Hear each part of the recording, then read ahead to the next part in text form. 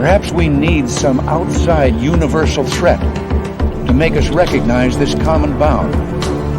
I occasionally think how quickly our differences worldwide would vanish if we were facing an alien threat from outside this world.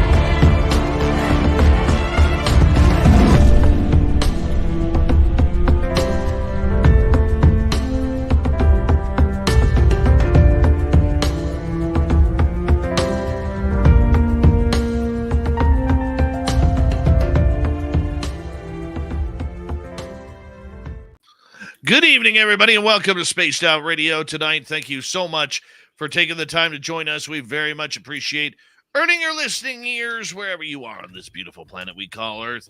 Very quickly here, we're going to be having author Colin Eckstrand come in to talk about his life full of magical experiences. Yeah, we're going to turn up the woo tonight on this Friday night. Why shouldn't we?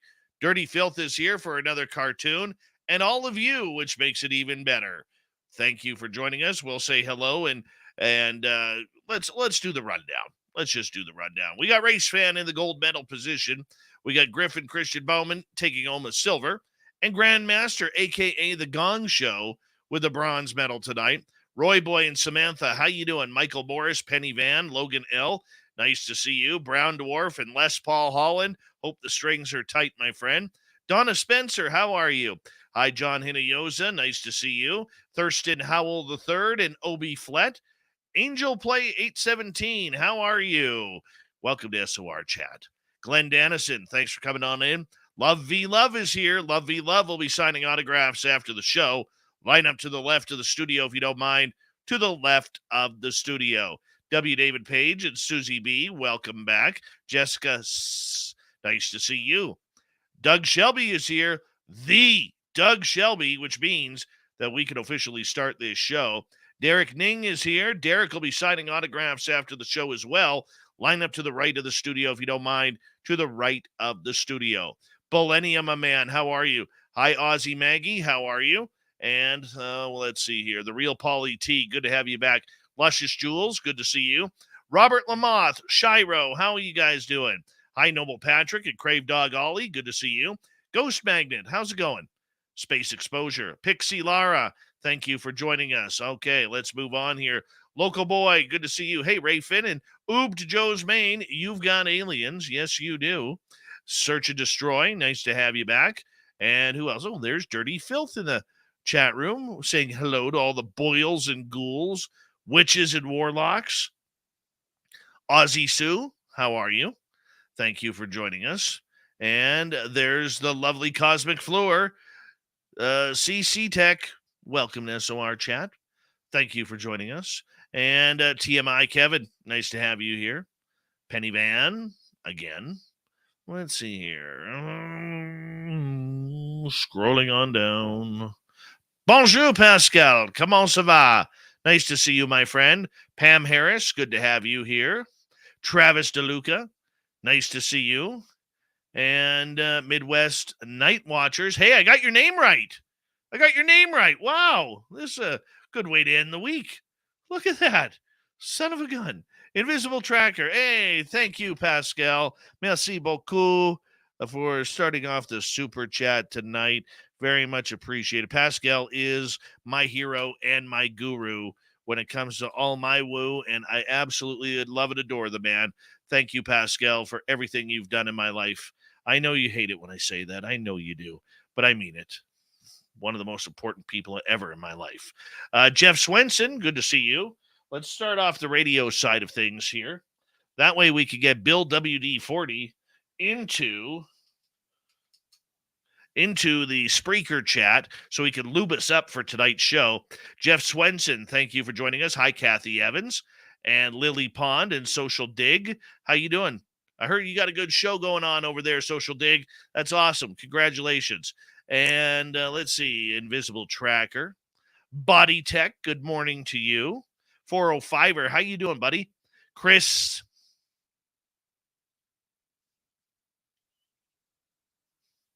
Teen, nice to have you here. All right. We're caught up on people. 20 seconds away. Super Chat is open. Remember, it's a good way to support what we do on this show. And, of course, do a little shopping at spacedoutradio.com. It's a great place to get some swag, especially that woo kind of swag. Yeah, it's pretty awesome. Hey, do me a favor, everyone. It's that time. Let's get our horns up. Let's start this thing. Let's rock.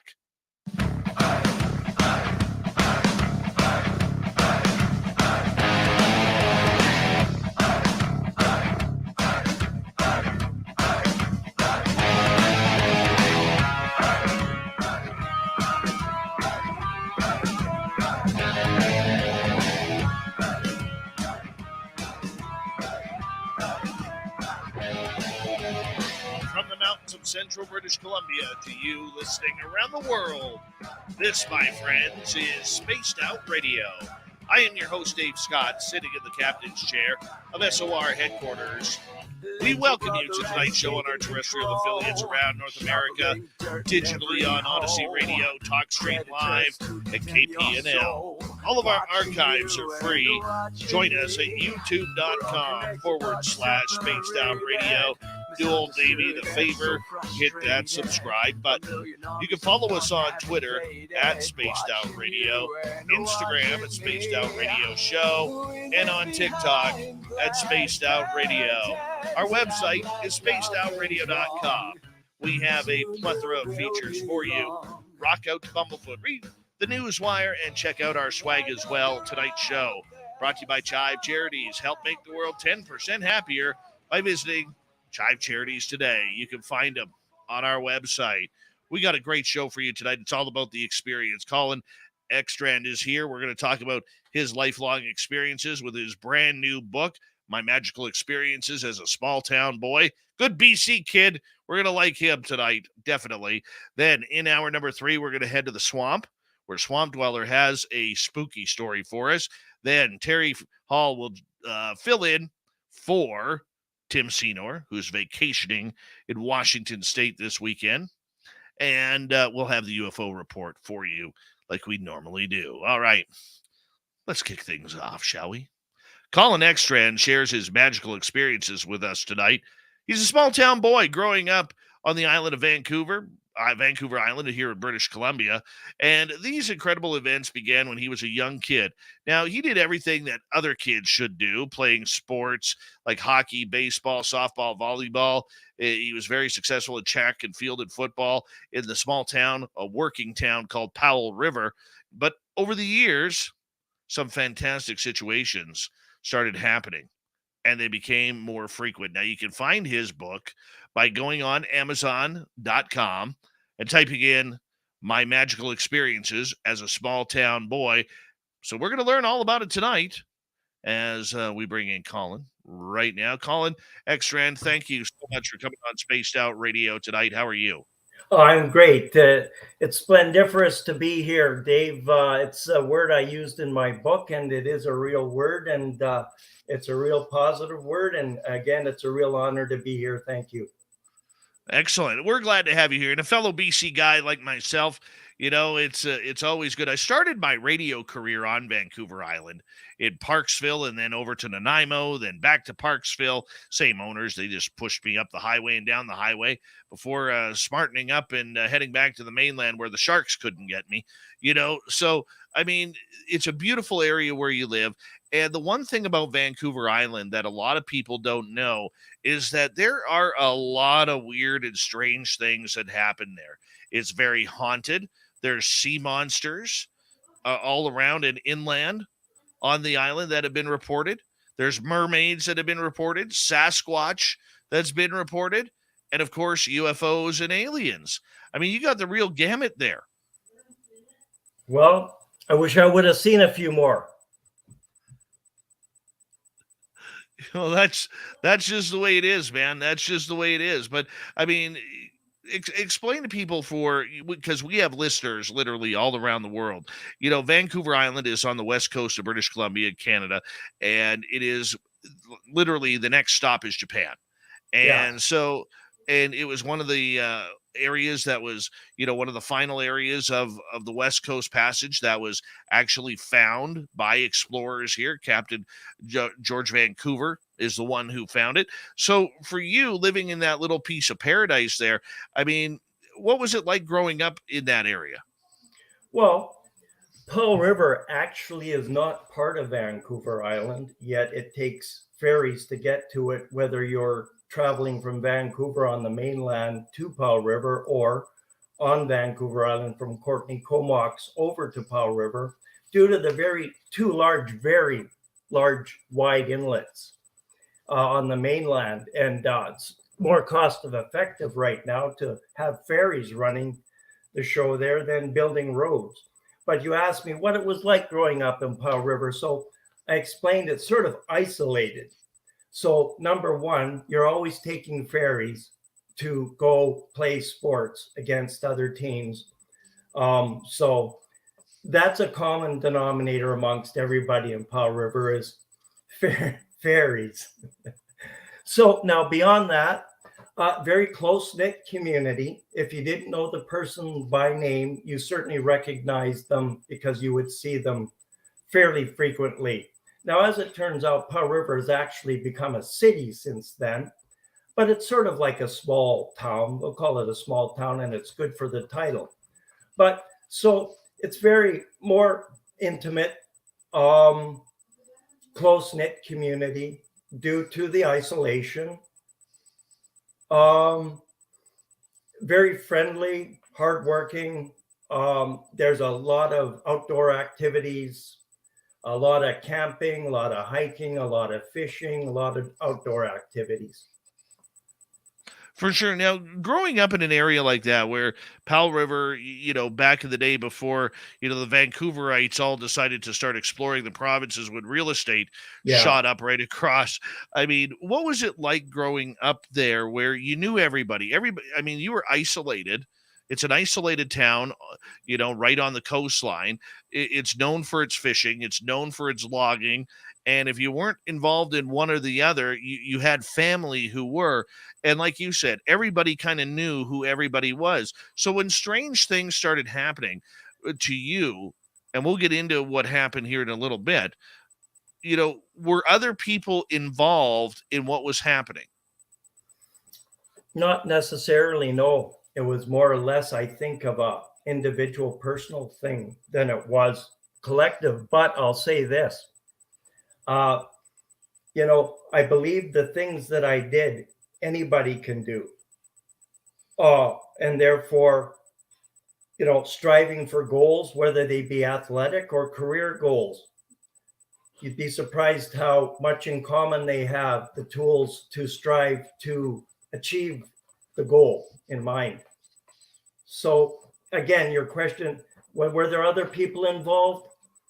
Other than teammates, but in regards to my own personal experiences, it was sort of a individual thing. All right, well, let's take the time here to learn about your magical experiences. When did these start for you? Well, 5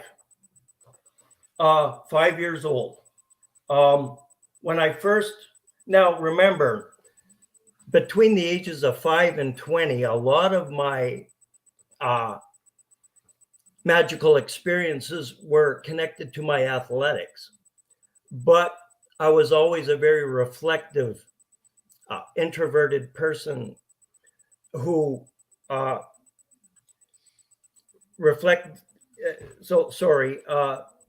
just ask me that again so I can rephrase. Well, just in regards to when things started happening for you.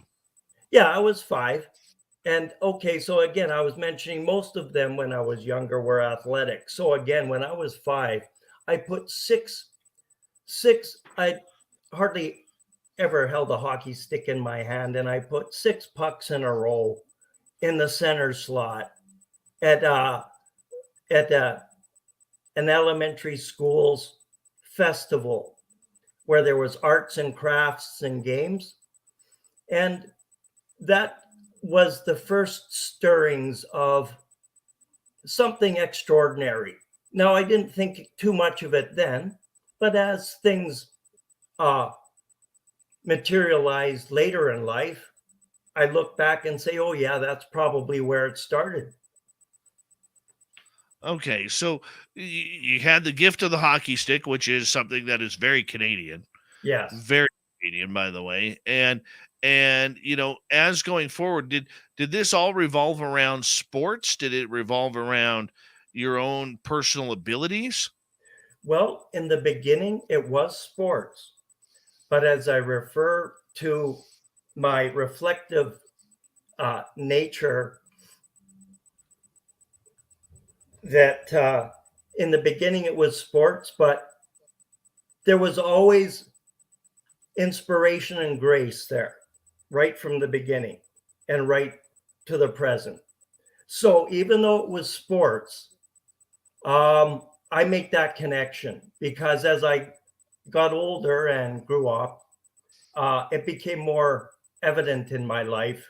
My own personal philosophy would be used more than just in sports when I was young. It would transfer over to one's career, one's family, adult life. But as a young person, mainly they were athletic achievements. But reflecting back upon them, I sort of see the kind of tools that I used, mental tools of goal setting and focus and concentration and planning. So, yes, in the beginning, mainly they were athletic. That's really interesting. Very interesting. And did you ever think that they were some sort of paranormal experience or just supernatural type experiences? When did you start thinking that it was something a little bit different? Well, I knew by the time I was 20, I already had at least 2 dozen peak athletic experiences. And to my recollection and observation, that's fairly unusual. Uh, I think most people might have two, three, four, or five by that stage in their life. But I had more than that. And it kept on going even after my youth into my adulthood and my family life. The grace and benefits that I utilized toward my athletics, uh, I used in adulthood and wound up benefiting my family members. I believe it rubbed off on them, and I see them succeeding. And I hope I'm a little part of that as well. Okay, so you had an athletic gift regarding sports coming across very easily. And me being a former sports guy, I'm very, very intrigued by this because dealing with professional athletes the way I did, it was very much watching people be able to do things that I know I struggled with on the ice or on the ball field or whatever. You know, to some people, it just came like a supernatural sixth sense. Yes, well, that certainly was a gift I had. But I think you will know that even a gifted athlete who does not uh, strive to improve themselves will soon be surpassed by those that are striving to improve themselves. So even if one is given a certain amount of ability, if one does not exercise it and improve upon it, you will be passed by others that are continuing to work at their craft, whether it be athletics or otherwise. Okay, so what did you excel in? Okay, well, uh, I have stories in there about hockey, baseball, softball, track and field, volleyball, and Canadian football. Six 6 sports with stories in the book. from athletics.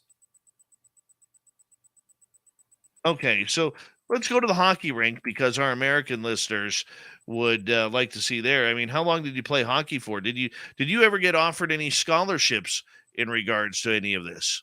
No scholarships, but it was certainly something I was aiming for in junior hockey. But as you'll read in my book, the junior coach had it out for me, Dave, from the first meeting I had in the office with him and the scouts and the New Westminster Bruin. Ernie Punch McLean was in the office. I know him well. They're the team that drafted me and signed me to their protected list when they were winning Memorial Cups. So I was 15 at the time when they signed me. And oh yeah, that's in the book, and that's a big thrill. And there's some stories there in the book around that as well. But regarding my junior career, yeah, I mentioned that unfortunately I was the coach's whipping boy, and I didn't stand a chance to get a scholarship once I got there because of the playing time he gave me. But it was certainly something I had in mind, but it didn't work out. So for you being very promising in the athletic form, I mean, what made it easy for you? Were you just a naturally gifted athlete? Yes, I was, but as I mentioned before, unless I strove to improve myself, I would be surpassed. Now, I always like to set goals and achieve, set them higher than where I'm at to make life interesting and see what I can accomplish. And so I would find that I would need to work at the craft to improve upon it. It wouldn't just improve by itself. Okay, so uh, fill me in here. I mean, how many different sports were you playing competitively at that time? Well, uh, as I mentioned, there were the six, so I was a very busy young man, and my schooling suffered for it at the time. But by grade nine, I started to study more, and I picked that up where it was very respectable grades for entering university if necessary. But again, like there were the six sports, and the Canadian football was a one-time uh, event when I was 11. It was a pass, punt, and kick contest that the PE teacher, physical education teacher, asked us to, all the athletes who wanted to participate. I had never played football. And as it turns out, uh, when the Powell River boys were competing, I actually finished second. But a minute later, the officials recognized that the person who won that event was too old for that age category. And they came back to explain to all the athletes of this error and that I had actually, therefore, finished first. Then got to go to Nanaimo for the Vancouver Island Championship and beat the boys from Nanaimo and Victoria. And they played football, and I'd never played football. So that was quite a story. And then I got to go to the BC Lion Edmonton Eskimo or Elks game they're the Elks now. They changed their name. And yeah, I got to go and compete amongst 28,000 fans. The BC Lions and Edmonton were fighting for first place and top spot for the home field advantage for the playoffs, and the stands were full. And it was my throwing arm. I couldn't kick and punt very well. The soccer players did better, but my throwing arm is something I did inherit from my dad, and he was quite a good athlete. And my throwing arm in the very end had me finish third and with the furthest throw. And I got a ovation from all the fans in the stands because it was that impressive. I'll never forget it. And it's in the book. All right. Now, what do you do to spend your time today? Like, what do you do today? Are you a motivational speaker, or is the book about trying to help people find their own path? Yes, it's about people trying to help them find their own path, to inspire them. The book is filled with grace and inspiration. Um, I think the world could use a lot more inspiration. Uh, so nowadays, I am not done so much speaking, public speaking, but I tend to spend a lot of time learning now. Uh, in my adult life. Like I'm a home share provider. I'm at home more often than most people. So I can find 3 or 4 hours a day to learn. And often it's on YouTube and in the internet. And I find what I can learn on the internet usually far more interesting and educational than what's on TV. So I'm a learner. I love to learn.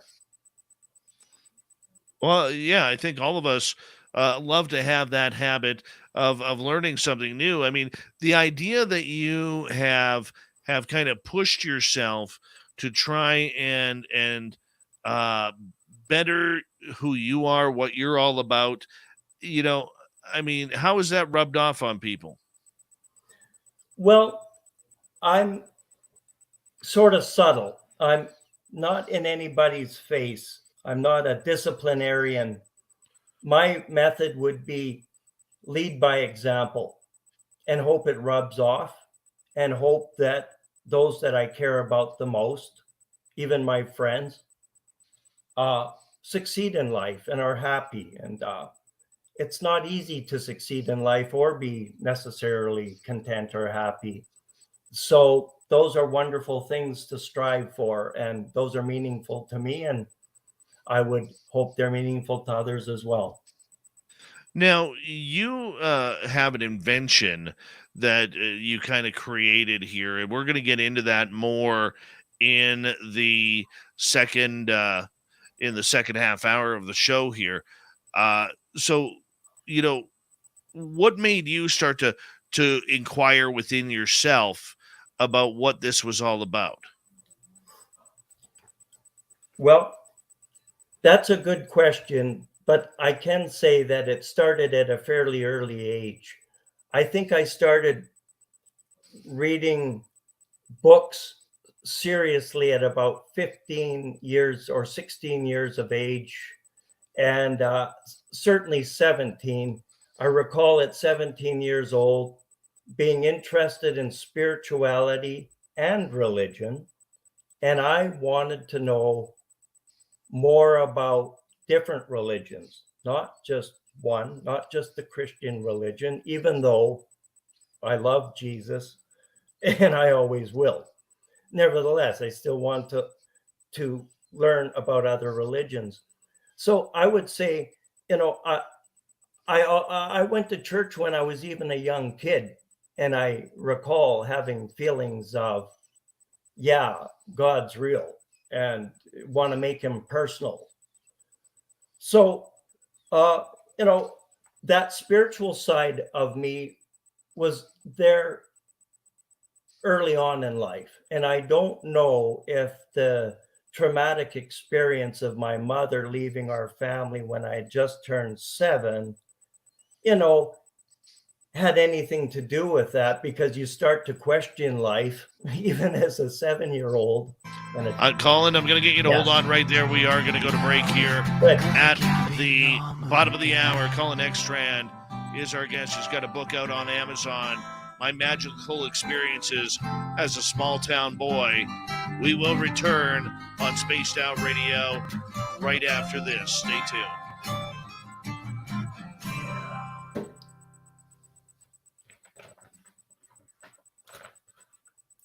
All right, we are clear. Now our YouTube audience can still hear us. But so far, so good, my friend. Thank you, Dave. Doing my best. That's wonderful. Thank you. I'm enjoying it. Yeah, so far it's a lot of good. A lot of fun. All right. Yeah, keep asking the questions. There's a lot to probe here. I will. Don't worry. Right on. I prefer that.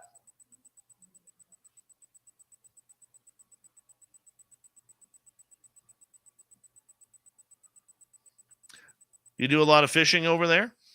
They do. People do. I particularly don't. I don't have a boat, but I know it's big. Can you not fish off the shore there? I think Because one it's so can, deep? but you will need a fishing license, yes. Yeah.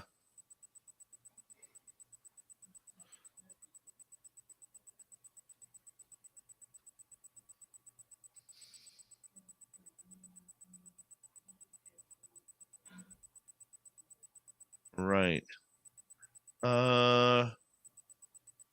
Let's see here. Right. Colin, I'm going to try something because apparently there is a little bit of clicking. I cannot hear it, but many people on our chat room are talking about it. So I'm just going to reboot my audio here and see if it's on my end. Okay. Hold on.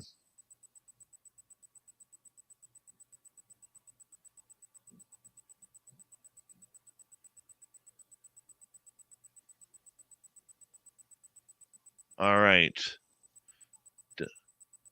Like I said, audience, I can't hear in the YouTube chat. I can't hear a thing on any sort of clicking whatsoever.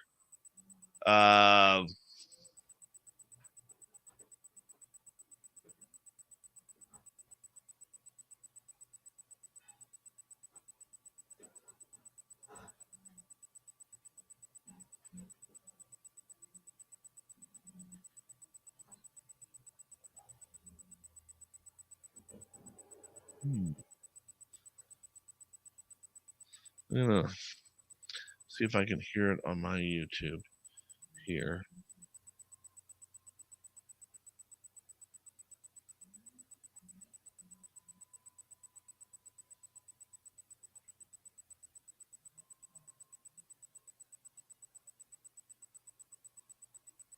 One second, Colin. Yeah, no worries.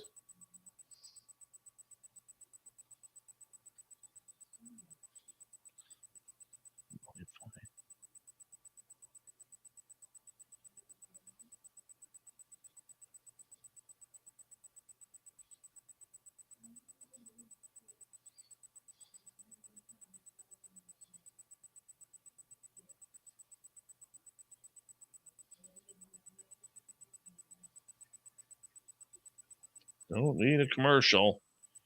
Let's just get to it.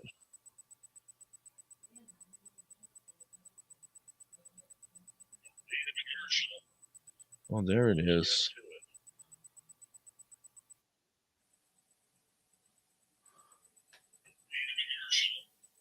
Oh, there it is.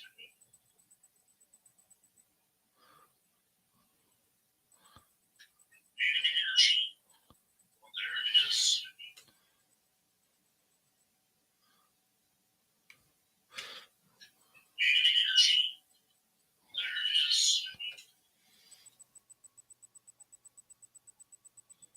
All right.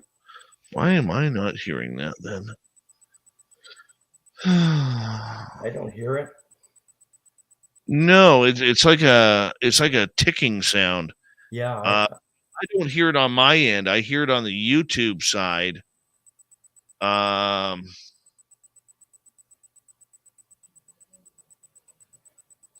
don't know, guys, if this is a.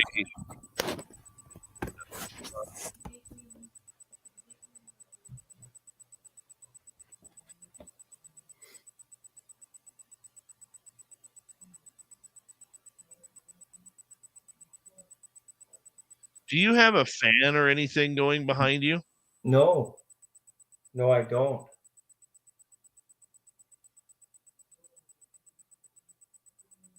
Like, this is the laptop. I mean, No, I understand, but yeah, like no. I don't hear it, but I know it's on our YouTube channel, and I don't know if that's your signal or if that's a YouTube thing that is happening. So I really don't know.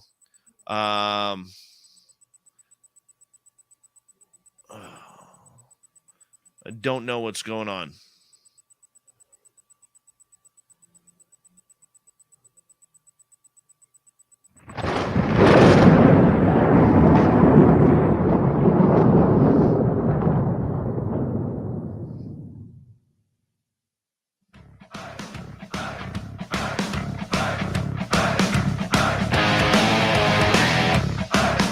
Second half hour of Spaced Out Radio is now underway. Good to have you with us. My name is Dave Scott. Very much appreciate earning your listening ears.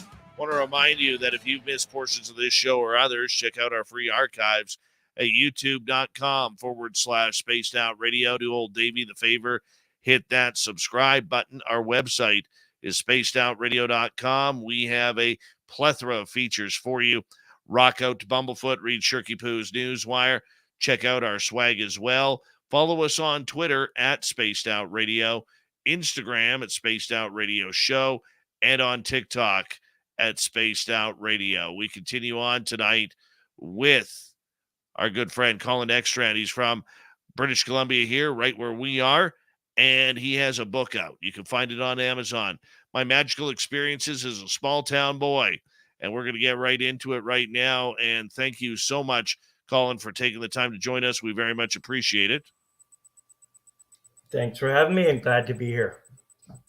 Okay, let's start off with you recently created some sort of invention. Well, it wasn't recently. It was actually when I was 19 years old. It was when I was 19 years old that I drew up a UFO Frisbee that could be illuminated in the middle, and took it to a patent lawyer in Vancouver. And we sent it off to the patent office and received a reply back saying that there were a few other patents that are similar enough that they couldn't just accept it or give it a patent. And so the patent lawyer said that more work would be needed to make changes. And it would take a lot more work to get that done. And at the time, I had gotten a good job and didn't have the expertise to follow through on it. So that's as far as it got. But it was a UFO Frisbee, and I was inspired by Star Trek as a young guy, and I was right into, the woo and spirituality and space and all that stuff. And I did take a shot at it, but unfortunately I didn't get it done. And I still have it. I still do have it. And I still could do work on it, but I really don't have the expertise. And if I come across somebody who's an acquaintance of mine who does, I'll probably tap him on the shoulder or her and discuss it with them. That's where it stands right now. Right. Okay. So had you ever seen a UFO before? Not to my knowledge, Dave. I wish maybe I would, but I see, I saw one strange thing, but in the sky one time where like two satellites are going by, one behind another, fairly close at the same speed. I've never seen that before. So, but I've heard since then that there are some synchronicity done with some satellites where they will follow each other. So now I'm starting to wonder if it, was man-made or what. I couldn't explain it. I haven't seen anything UFO up close or anything extraordinary other than what I just explained on that front. So what made you create this UFO Frisbee, and what did it look like? Well, it looked like a traditional Frisbee, except it had a kind of light bulb in the middle and a dome on top. And you could turn it on and light it up and play with it at night too. So, a Frisbee with a traditional UFO dome on it. That's what it looked like. Oh, yeah. Well, that sounds Yeah, like a lot of fun. it would have been. I wish I would have been able to complete it. That would have been, and it was done right across on the tennis courts, is when I thought of it, across from Wellington Beach, which is a great big wide open area that would have been perfect for this Frisbee. So that was the setting. And with my interest in space and Star Trek as a young boy, I went for it. I was always setting goals of one sort or another, meant most of them athletic. But this time I took a shot at being an inventor. Well, hey, I mean, it worked for you. Well, almost worked for you. You know,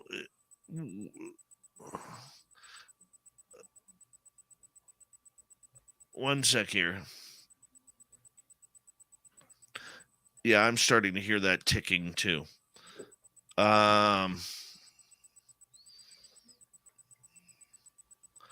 Colin, when the fact that you've had in your aspects an extraordinary life where you've had some very joyous and eventful experiences, would you say it's the power of positivity that is what's really been your focus for your new book? Yes. I've at the end of each chapter, I would even put in like words of wisdom. For example, I'll give you an example. The end of one chapter, I would state, for older youth or adults, to keep in mind that for younger people, that an encouraging word could possibly change their life and have a meaningful effect in their lives if given that positive reinforcement and recognition. You're quite right about that. Mm-hmm. And how have people responded to you around that? I think most people respond positively. Like, I have sold 177 in the first 5 months, a lot of them to people who had lived in Powell River. Many do not anymore, but it seems that it's common that it's our roots, and it's a common denominator we all share, and we all take pride in. Now, beyond that, the positive message which I'm trying to convey, hoping to convey, I've received some very positive feedback so far, yes. Okay, so what is that message you're trying to convey? Persevere. Life has disappointments and challenges. We all face them. Now, True. I don't leave out God in this book, and faith and grace and inspiration. Sometimes those things become very personal and help a person gain inner strength. That's my view. That's what it's done for me. For example, the more I have faith, it seems the less I worry about life's concerns, thinking that Right. I've got somebody, an omnipotent divine creator, also looking out after me, assisting along the way, for us all. That's my view. And so I don't feel I'm on this path alone. I feel that the divine creator is definitely a big part of my life, always has been, even as a child. Not formally, but informally, within my mind and within my heart.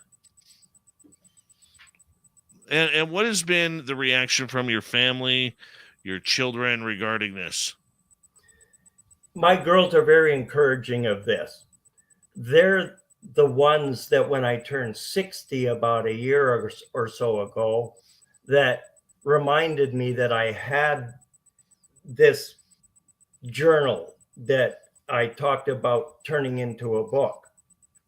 They're the ones that reminded me that when I turned 60, that, what am I waiting for? Now's a good time to do it. So they've been very supportive and encouraging.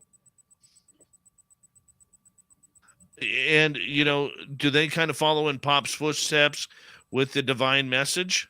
Yes, they do. Like I mentioned, well, in the book anyway, I happen to be a member of the Baha'i faith.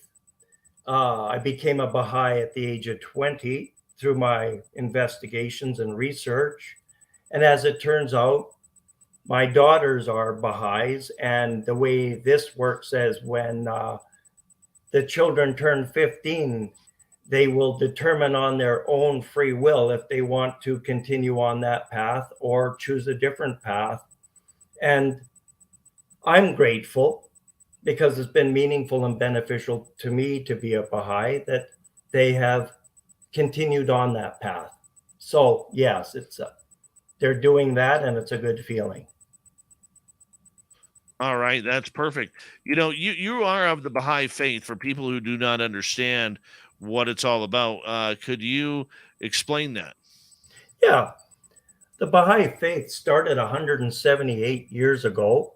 Uh, some of the principles are progressive revelation, where every 500 to 1,000 years, God sends a prophet or messenger like Jesus, Abraham, Moses, Zoroaster, Mohammed.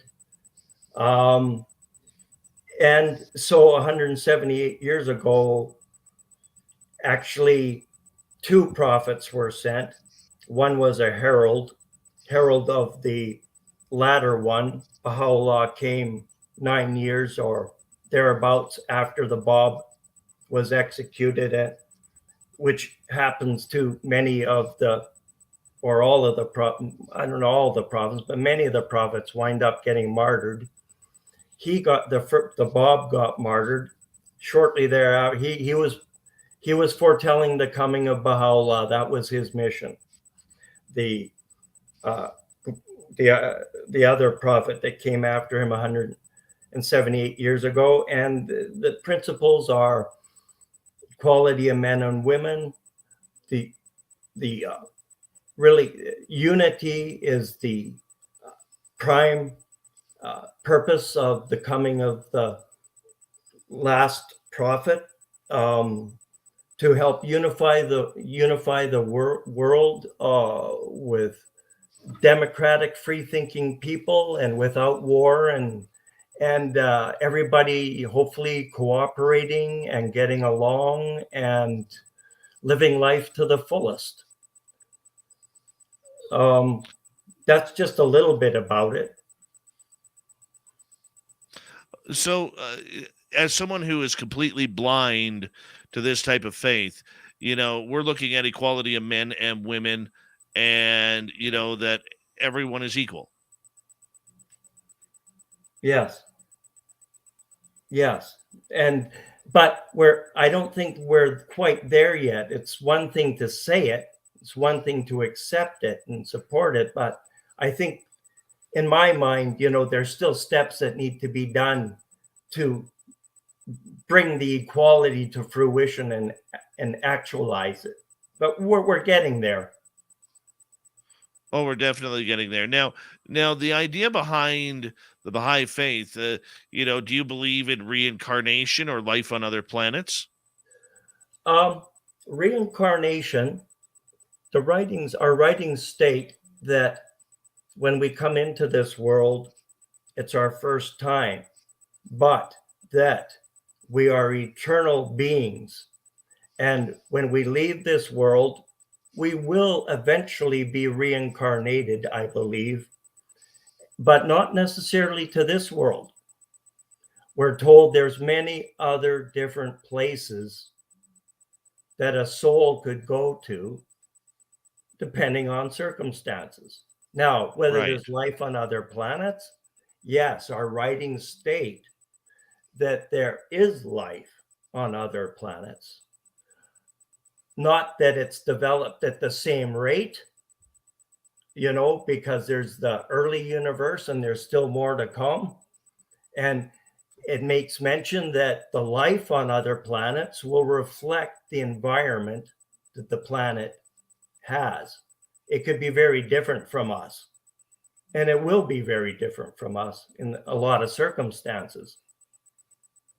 But there will be life there. Have you experienced life on other planets? Only in my dreams. Or not so, well, yes, that's hard to say. But I did have some alien contact in my dreams. I can say that. Well, that's good. I mean, everybody's got to have a little bit of aliens in their life. Yeah. Mine's in my dreams. I got to fly a craft. And funny, it was back in the days, I believe it was a Star Trek, one of the episodes, one of the shows, and they had those short guy at the bar, big ears, and he was always in business, and he was always, always trying to get the better of everybody on deals. And it was two of those characters in my dream that invited me to fly their craft. And then I woke up, darn it. So you don't actually remember flying the craft. Correct. Because, you're killing me here. You're killing me here. There was one other dream where I was later in life, where I was having a real problem with a disc, a pinched nerve. And I had a dream where there were like 4 tall grays operating on me because it was a concern I had. I knew what was going on there, but it was not, I was seeing them from a third person viewpoint where I was like 10 feet away watching them. Funny enough, after that dream, when I woke up, my back was a whole lot better, and it's been better ever since. So I sort of connect those two things. So what makes you think that they're dreams? Why are you describing them as dreams? That's a good question, because some of the dreams I've had have been cognitive dreams. And therefore, you start to wonder if one is consciously aware in a different domain. You know what I'm talking about? Different dimension, different reality, whether it be an astral plane, whatever. But a cognitive dream can seem very, very, very real. And I've had some of those. So yes. And you wonder, definitely, Dave, not all dreams are imaginary. Correct. Right. No. I have had weird dreams about aliens myself. And I have been able to juxtapose that into knowing that that's when I've had an experience, and I find it very keen and very interesting that you're still relating some major woo here that you've been hiding from us as dreams. It's in the book, though. It's all in the book, though. Both. But here's the thing: most people haven't read the book yet. Oh, I know, and that's why we got to get it out there, and So I mean, when did you start noticing these dreams? Well, I've always been interested in dreams, but I've never been able to make heads nor tails out of most of them. But some of them I have, where they're cognitive dreams. They're very vivid. I've had, I've flown through the universe at maybe light speed, and having experiences in dreams. One time I woke up for a split second with a encompassed by a bright, loving light for a split second before I woke up. And I've only experienced that once, and it felt divine. And, Dave, we're sort of alluding to some woo here and things that can go on. And there's many different things that can go on in the world that are woo factors. Oh, very true. Very true. But I mean, look, you don't consider yourself a contactee though, do you? No, not directly speaking. I'm not aware of that, Dave. Correct. All right. But the dreams are vivid enough. Do you think that there could be something cognizant going on? I think there's always something cognizant going on. We're all interconnected. There isn't a time where there isn't something going on. Yes. There's always something going on. Now, because some of the dreams are so hard to define, I'll leave them out. But the cognitive dreams, I would agree, there's something going on there. And it's part of life experience, being awake and also dreaming, in my view, particularly the cognitive dreams that we really remember. We got 2.5 minutes before we got to go to break here at the top of the hour. Author Colin Eckstrand is our guest tonight, and we've broken the seal on the woo factor. And, that's where I get excited, and I know most of our audience gets excited as well, Colin, regarding this. So, the idea that you sat down, these beings told you to sit down, and that they wanted you to fly the craft. Yeah. What kind of craft were you on when that happened? It didn't seem large. I'll tell you what happened in the dream, though. I'll be quick because we only got 2 minutes. I was afraid at first. I was down on the ground. I was hiding from them. I hid behind a big rock. They must have come around in their craft and seen me. They popped me into their craft. They wanted to show that they were friendly and invite me to fly the craft because I was a bit scared. They showed me there was no need to fear them. That was the gist of the dream for me. So they just came right up to you, though, and said, hey, you want to fly our craft? Apparently, I was glad because I thought they were going to do some nasty things.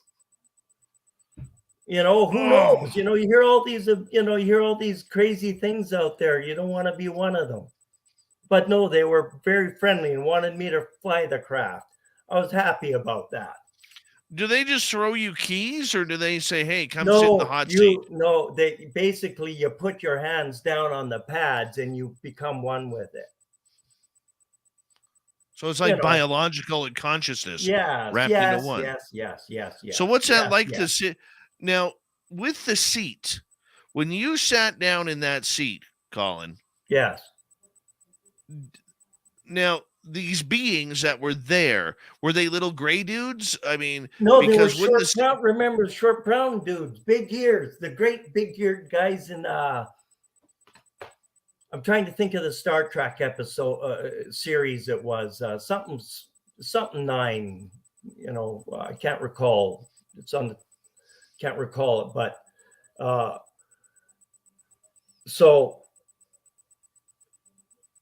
they just invited me in and invited me to fly the craft. And they were friendly. Son of a gun. I got to find out more about this when we come back from our break here at the top of the hour. Out of all the aliens that I've experienced, never once have them little bastards asked me to fly a craft. I'm kind of jealous of Colin right now. There's Spaced still time Radio. For you yet. Spaced Out Radio continues when we return with hour number 2 next.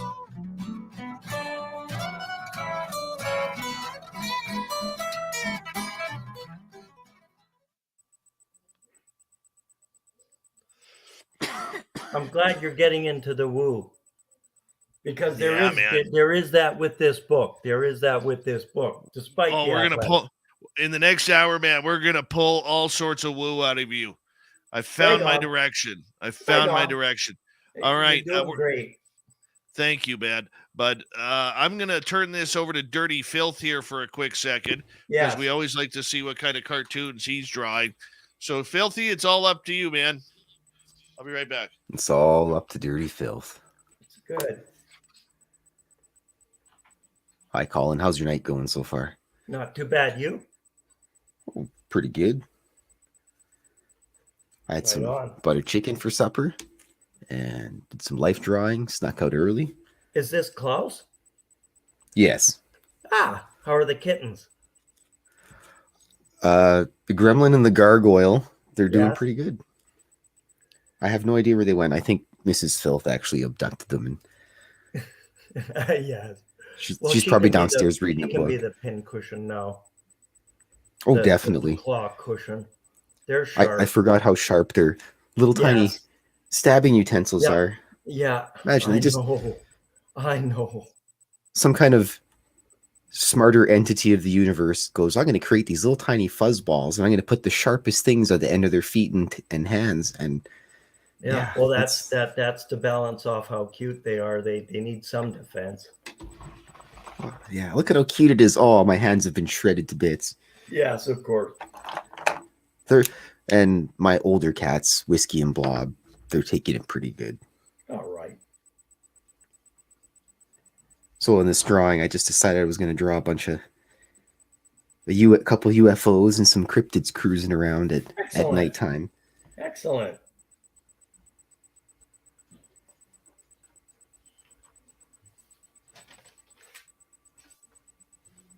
But I'm definitely glad it's Friday. Right on.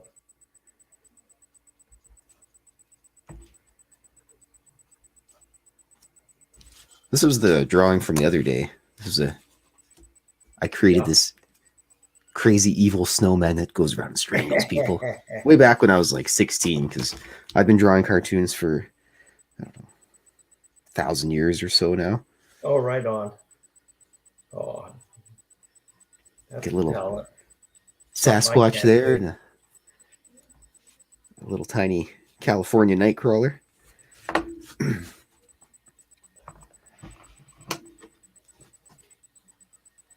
But I'd like to have a dog, but I don't have enough space for a dog. Got a small dog. Is that the one on your book? Pardon me? Yes. That's Princess.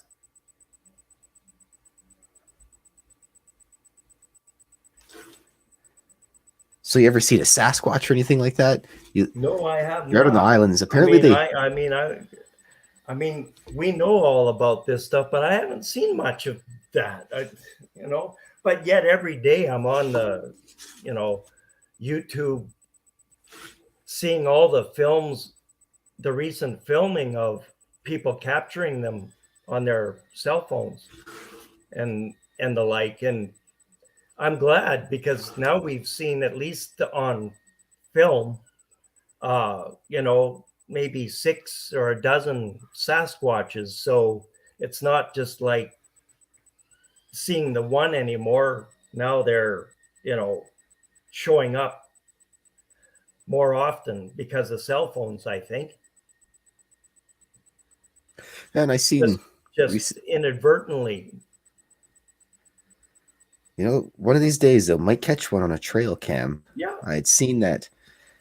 Somewhere, I believe it was Africa or something, and they caught a trail cam picture of this bird that they haven't seen for something like 100 years. Mm-hmm. And I can't remember what it was. It was just just flipping through Twitter and I seen it. I'll have to dig it out, but if they can, it's like when they found the coelacanth. They're like, oh, that doesn't exist anymore. Oh, there it is. So, and then not only that, but people that have interactions with them all the time. I've seen some fairly convincing photos from people that are trustworthy about the subject. Oh, all right. And yeah, they're out there. They don't like us much. I'm kind of partial to humans. I don't blame them. I'd rather hang out with the dogs and the cats. Yes, me too. Generally speaking, me too. We get a dog at work. There's at least a dog every day at work, so it works out. It's pretty good. Right on.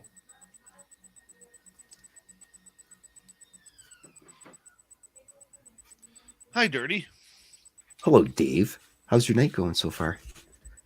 All right. Let's try something here. Dave, I figured out what those aliens were. They were the Ferengi. Do you remember the Nice. Ferengi? The I have short. never watched a single episode of Star Trek. Okay. Busy man. I don't Too think busy Dave for owns a that. TV. Too No, I busy. own it. I own a couple of TVs. I just never got into Star Trek. Oh, Jorgen Johansson, number 16 in your program, number 1 in your hearts. He's starting on right wing tonight. Yep. All we need is Lars Jansson in net. We need 4 more Swedes to join us. Mennonite Abe, how you doing, buddy? Thank you to Thomas, Tim, and Pascal for the super chats tonight. And here we go with hour number 2, everyone.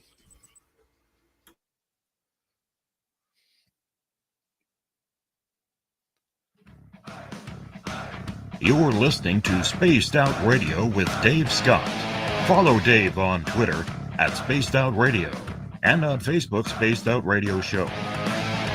Hour number 2 of Spaced Out Radio is now underway. My name is Dave Scott. Thank you so much for taking the time to join us. We very much appreciate earning your listening ears wherever you are on this beautiful planet we call Earth.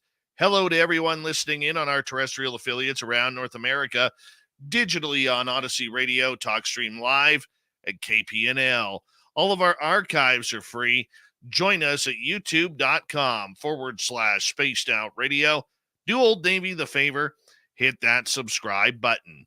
The Desert Clam has set the password for tonight in the SOR Space Travelers Club. Faience. Faience is your password. Use it wisely, Space Travelers, as the Clam sets a password each and every night right here on Spaced Out Radio. Our website, spacedoutradio.com. We have a plethora of features for you. Rock out to Bumblefoot. You can read the Newswire. Check out our swag as well. Follow us on Twitter at Spaced Out Radio, Instagram at Spaced Out Radio Show, and on TikTok at Spaced Out Radio. All right, we're going to turn up the woo here. And yes, people, I will admit, I have never seen an episode of Star Trek, and I'm damn proud of it. Never seen X-Files. I've never seen anything weird on TV. Why? I don't know. I'm not that guy. But our guest is Colin Eckstrand, and he's got some serious woo that he's going to open up here, and it's all in his book, My Magical Experiences as a Small Town Boy. You can find it on Amazon as we speak. Colin, thank you so much for joining us. We appreciate it. great. I remembered the name of the aliens now. It's the Ferengi. Now, so you wouldn't know what they are because you didn't watch Star Trek, but the Ferengi one was a guy at the bar and he had a brother and they didn't look too good, but they had UFOs. Hey, I want to because we are getting a little bit of ringing for some audience members on your does your laptop that you're running on right now have a computer drive on it, like a disk drive? No, it doesn't. No, it Okay. doesn't. No. All right. I just wanted to check up on that because I don't hear it personally. I thought I was in the last half hour, but I don't hear it. But nonetheless, we're going to continue on here on the show. But Colin, right before the break, we were talking about the fact that these big-eared brown dudes who were on a UFO, they came over you. How old were you when this happened? That was, it was around when I was about 16 when they were playing it on TV. It was coincidentally, that dream happened the same time the episodes were playing on TV. So I was about 16 for that one. Wow. So you're 16 years old. They basically tell you to sit in this seat. What was that seat like? It was like a pilot and co-pilot. Now remember, I woke up before I got to fly the darn thing. So what was the seat like? It was a fairly normal seat, but what was interesting, what was in front of the seat, you know, some dials, and this is how you fly the craft. That's as far as I got, was the hand thing. It wasn't like a steering wheel or a stick to go up and down. It was the one thing I got to find out was that this is how you fly the craft. You put your hands on these platforms on the dashboard in front of you. That's as far as I got. But I've heard that before because I follow you guys a lot in my life. I've heard this before. So it's a fairly common thing one will hear about these craft and the way they're flown. Were you on the ground when they asked you to fly the ship, or were you already up in the air? They had got me into the ship by that time. You know, and then there was that other dream where 4 tall grays were operating on my back, it looked like. And the next day I woke up, thankfully, much better and have been ever since. So interesting. Okay, so the idea that you're sitting in this craft and they tell you to sit down and fly the ship before you black out. What was wake what up. were you Well, or wake up or whatever? yeah. What were you looking at? Initially I was scared, right? Trying to flee them, hoping they wouldn't see me because I just fear of the unknown. I didn't know. But once I got in the craft, they conveyed a very friendly attitude. So I relaxed a lot upon seeing that they were friendly to me. So I was in the craft at the time. Yeah, they got a hold of me, and I don't know how I got in the craft, but dreams can be strange anyway.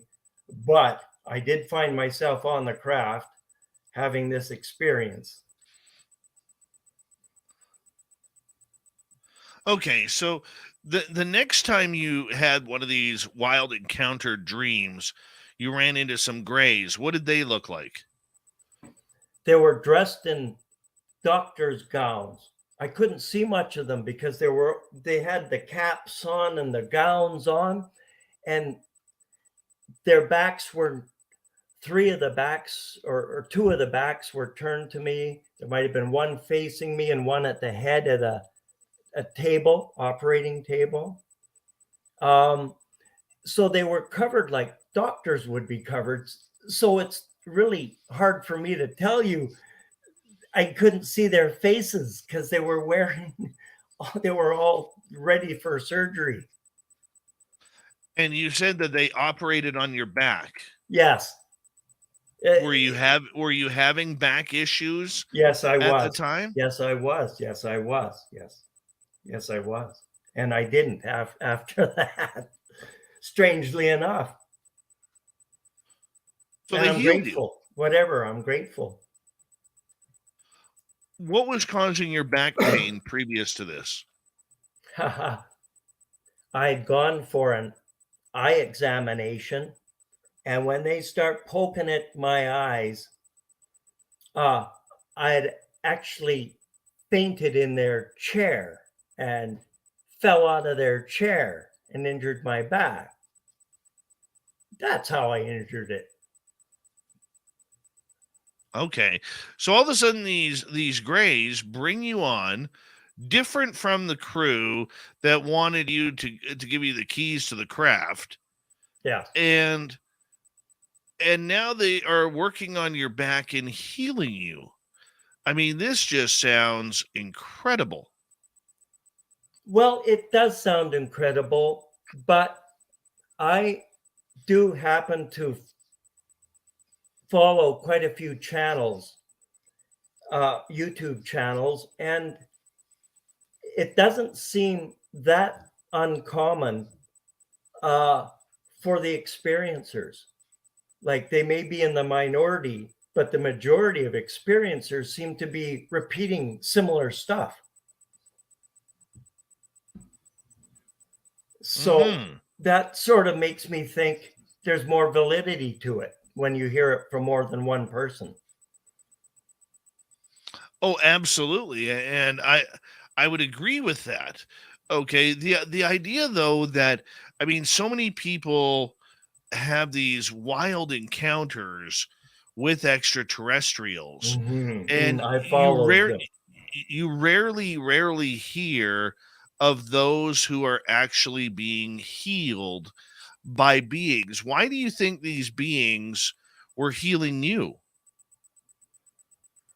Well, I pray every day, and I don't particularly. I'm not prejudiced against beings from other planets either. So maybe that was the best way to get the job done. But in all seriousness, I do pray, and maybe that was part of the answered prayer. Who knows? You know, it does make one think seriously about it. No, that it does, and that is very true. I mean, did you think these creatures were godly in some way, or No, some sort of angel, or no. Just an evolved human consciousness from their own planet. So not godlike, no. No, maybe advanced, maybe more informed in some areas, but our souls are powerful. Even though we may not have some of the technology and knowledge some advanced older civilizations might have, our souls are powerful and they're eternal. And this may be early in our journey, and we have the potential throughout eternity, or even as humans, to develop our spiritual capacities, and wonderful things will result from that. and I would agree with you. Going back to these grays that took you for a few minutes here. Yeah, sure. Okay, were they talking to you telepathically? No, Were they giving you nothing. any messages of what they were doing? No, just the visual. I think the message was visual, and that's what I saw, and that's what the operating on my back, and then the next day waking up much better, noticeably from there onward.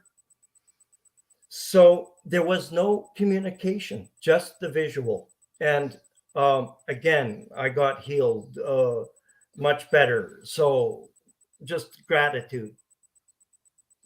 Just, yeah, absolutely. And how did you did you wake up on the table when this happened? No, it seemed I was cognitive of the dream when I was already on the table and they were midway through the operation, and somehow my consciousness at that point became aware that I'm standing about 10 feet away watching all of this. So Okay. yeah. So no communication, just the visual. So you had an out of body experience watching yourself get operated on by the Greys. Correct. Yeah. Okay, so from your angle out of body watching this, what are you seeing take place? Them operating on my back. That's what I see. Okay, but where on your back? Your upper back, your lower back? Now it was lower back. And now at the time, I wasn't sure what was going on until I woke up in the morning and my back was better. It felt better, and it's been since then. So, yeah, it was when I woke up. I figured that there might have been way more to that dream than met the eye. Okay. Were they using any instruments Yes, or what did those look like? like a straw with a light at the end. Frequencies, laser frequencies, you know, a long straw-like thing. And it just like there was an open incision, or I think there was, and they were placing it on my back where the injury was, and it looked like a long straw with a light at the end of it. Wow. Yeah. Wow. Yeah, so they did use an instrument that I could tell. And I was curious because I'm asking myself, why are there 4? Maybe 2 to do the job, or maybe 3. But there were 4 tall grays. Now I associate tall grays with the smarter ones, the more in control, more freedom. And so I'll tell you, I think they healed me for a reason. They wanted me to be healthy in my later years so I could do what I'm doing now, write the book and share that story in the book as well. So, yeah, so it's strange that way, but the more I think about it, and I'll be honest, that's what I think. I think that there's a reason, and I think this book and the path and project that I started with this book to help inspire others, particularly youth, because most of the book was written as a youth, Right. could serve them well in this world. How long did this surgery last, do you think? That's hard to say because I was only there for a short time before I woke up, or yes. So that's hard for me to say, Dave, because of that, because I wasn't there for I wasn't aware for the whole procedure. So Okay. now you say, how long do I think it was? That's hard to say. I would say quick. They work quick, Dave. They work quick. I don't think I was on the table very long. That's what I think, but I don't know for sure. Because I was mobile the next morning when I woke up. I don't know, but yeah. I mean, was there any scarring afterwards? No, like no, nothing like that. Okay, so now we have you on one craft trying to fly the ship, but you chickened out, and I'm real jealous No, of I you right woke now. up. I didn't chicken out. I walked up to the front saying, "Yeah, I'm ready." Well, I know, but I'm going to call it that because I'm jealous, Colin. I'm going to call it that totally. I know. You have no idea how jealous I am of that. I really wish I could have flown it and remembered. But have you not had any dreams where you're flying through the air, like levitating and going places? Yeah. A cognitive dream where it's really clear. Yeah, but they haven't let me fly the ship yet. Yeah. I know. That's what I'm waiting for. I want to fly that's the ship. big one. That's the big one. Yeah. Everybody wants to fly the ship. Exactly. So, and then you got the second experience. You get the second experience where you get healed by 4 alien grays. Now, did you ever get a good look at the craft? Were they similar? Were they different? No, they would have been different. The one with the grays was bigger, but it was bigger. Yeah, like the Ferengi one was a 12-foot typical UFO kind of thing, what you would imagine. But of course, you hear these stories about people going inside craft that looks like it's 20 feet wide. You get in there and all of a sudden it's 200 feet wide or 200 yards wide or bigger. There's so much going on that you're probably aware of that by listening to your associates that explain experiences like that. I'm reiterating that. So it's pretty fascinating. The gray ship was bigger. It was dark. The only thing that was lighted was around the operating table. That was really bright. And then around that was darker. Not a lot of light. It seemed to be focused on the operating table at the time. It was a bigger ship, but all I can say it was bigger because the Ferengi ship looked like it was a 20-foot typical smaller UAP, but the operating room was much bigger than what was the Ferengi smaller craft. Okay, so getting back to your own physical body, you wake up the next morning, you're in bed, you have recall of what's happened. You don't have any scarring. Did you have any marks on you whatsoever? No, not that I'm aware of. Just healed and again grateful. My So goodness. no marks, like not that I'm aware of. No marks that I'm aware of.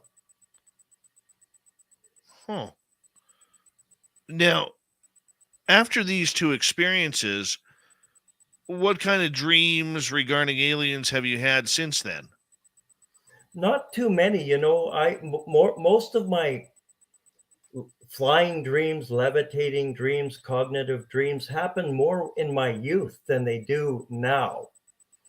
I wish I had more dreams where I'm flying through the universe, you know, and levitating and thinking to the left of my head, and I go to the left and think to my nose, and I go that way and think to my right, and then I go right. You know, those were wonderful cognitive dreams where I am in control of levitating and at times see other people down below me watching me up in the air with their eyes as big as saucers, like we would if we saw somebody here doing that.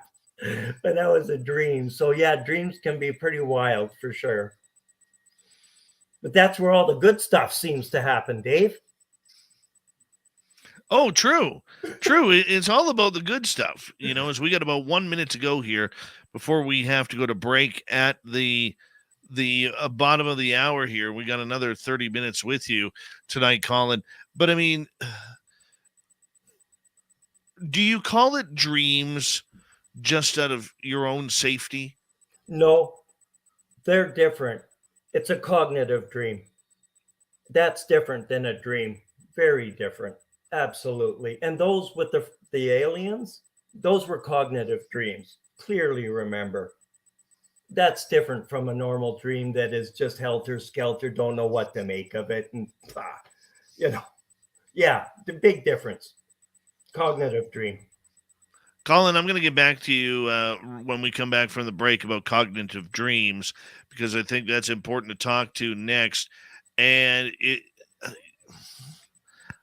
I'm so jealous. You flew the ship. Don't you have dreams with aliens? Oh, yeah. All right. You Oh, met yeah. one, I heard. Yes, I have met aliens. Yeah. We'll get into that a little bit more here when we return from the break on Spaced Out Radio. Author Colin Eckstrand, his book on Amazon, My Magical Experiences as a Small Town Boy. Spaced Out Radio continues when we return.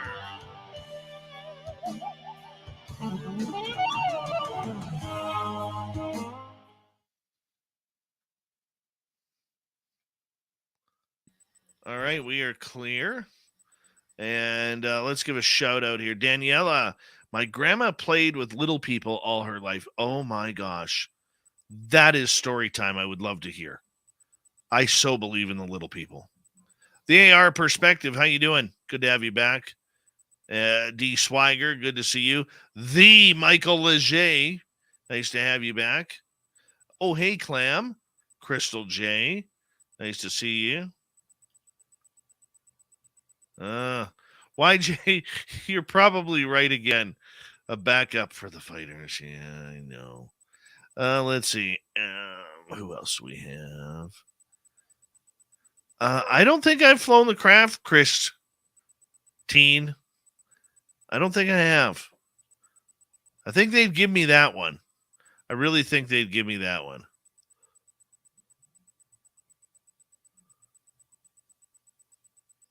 I like the social dig. I'm awesome in my dreams. That's great. Good. I'm awesome in my dreams. I woke up on the table my first time that I know of. Was it a good experience or not so good? Well, to this day, I don't know. I know they got me back real quickly because I was going to piss all over their table. Yeah. Right? And then you woke up and went to the bathroom. Yeah. And I know that always ruins it. Maybe that's why I don't get as many dreams, is because I'm up every 2 hours now. But maybe we should dream more, because I understand dreaming happens best just as we're falling asleep or as we're about to wake up. I don't know. Right. But right. Yeah, I wish I had more of them. 1 second.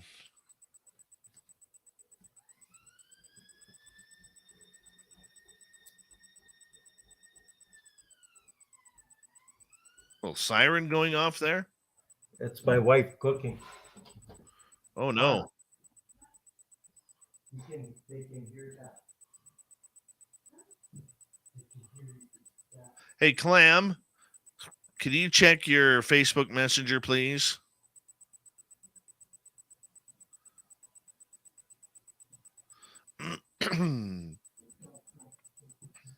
Hey, Scowling Greg O'Brien.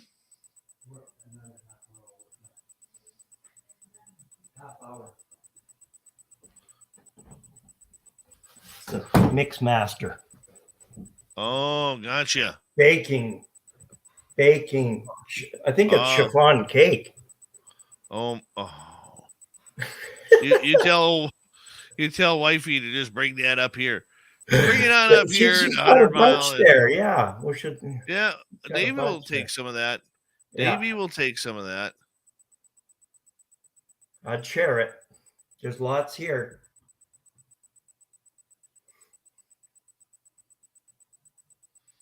Mm-hmm.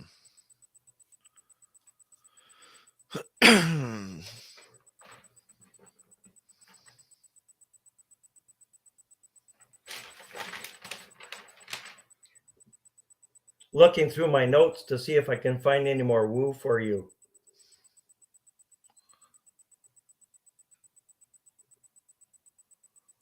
Oh, maybe my meditation experience. That's a short chapter in the book. It's not a very long one, but it might be worth going over.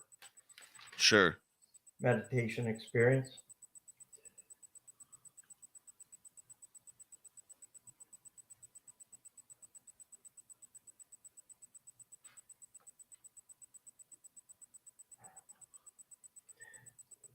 I wonder, Dave, when I was 19, I started a curriculum called Body, Mind, and Soul.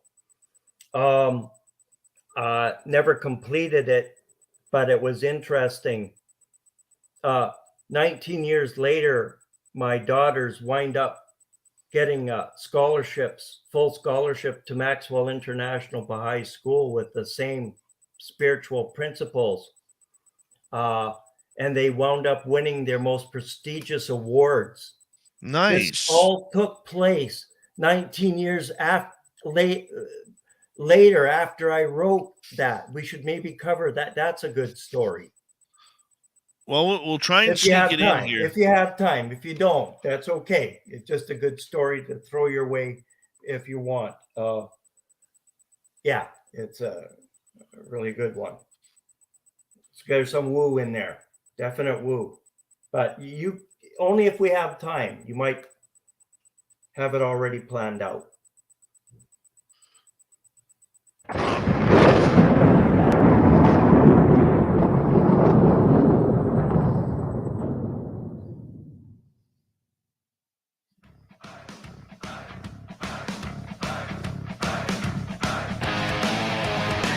We passed the halfway point of Spaced Out Radio tonight.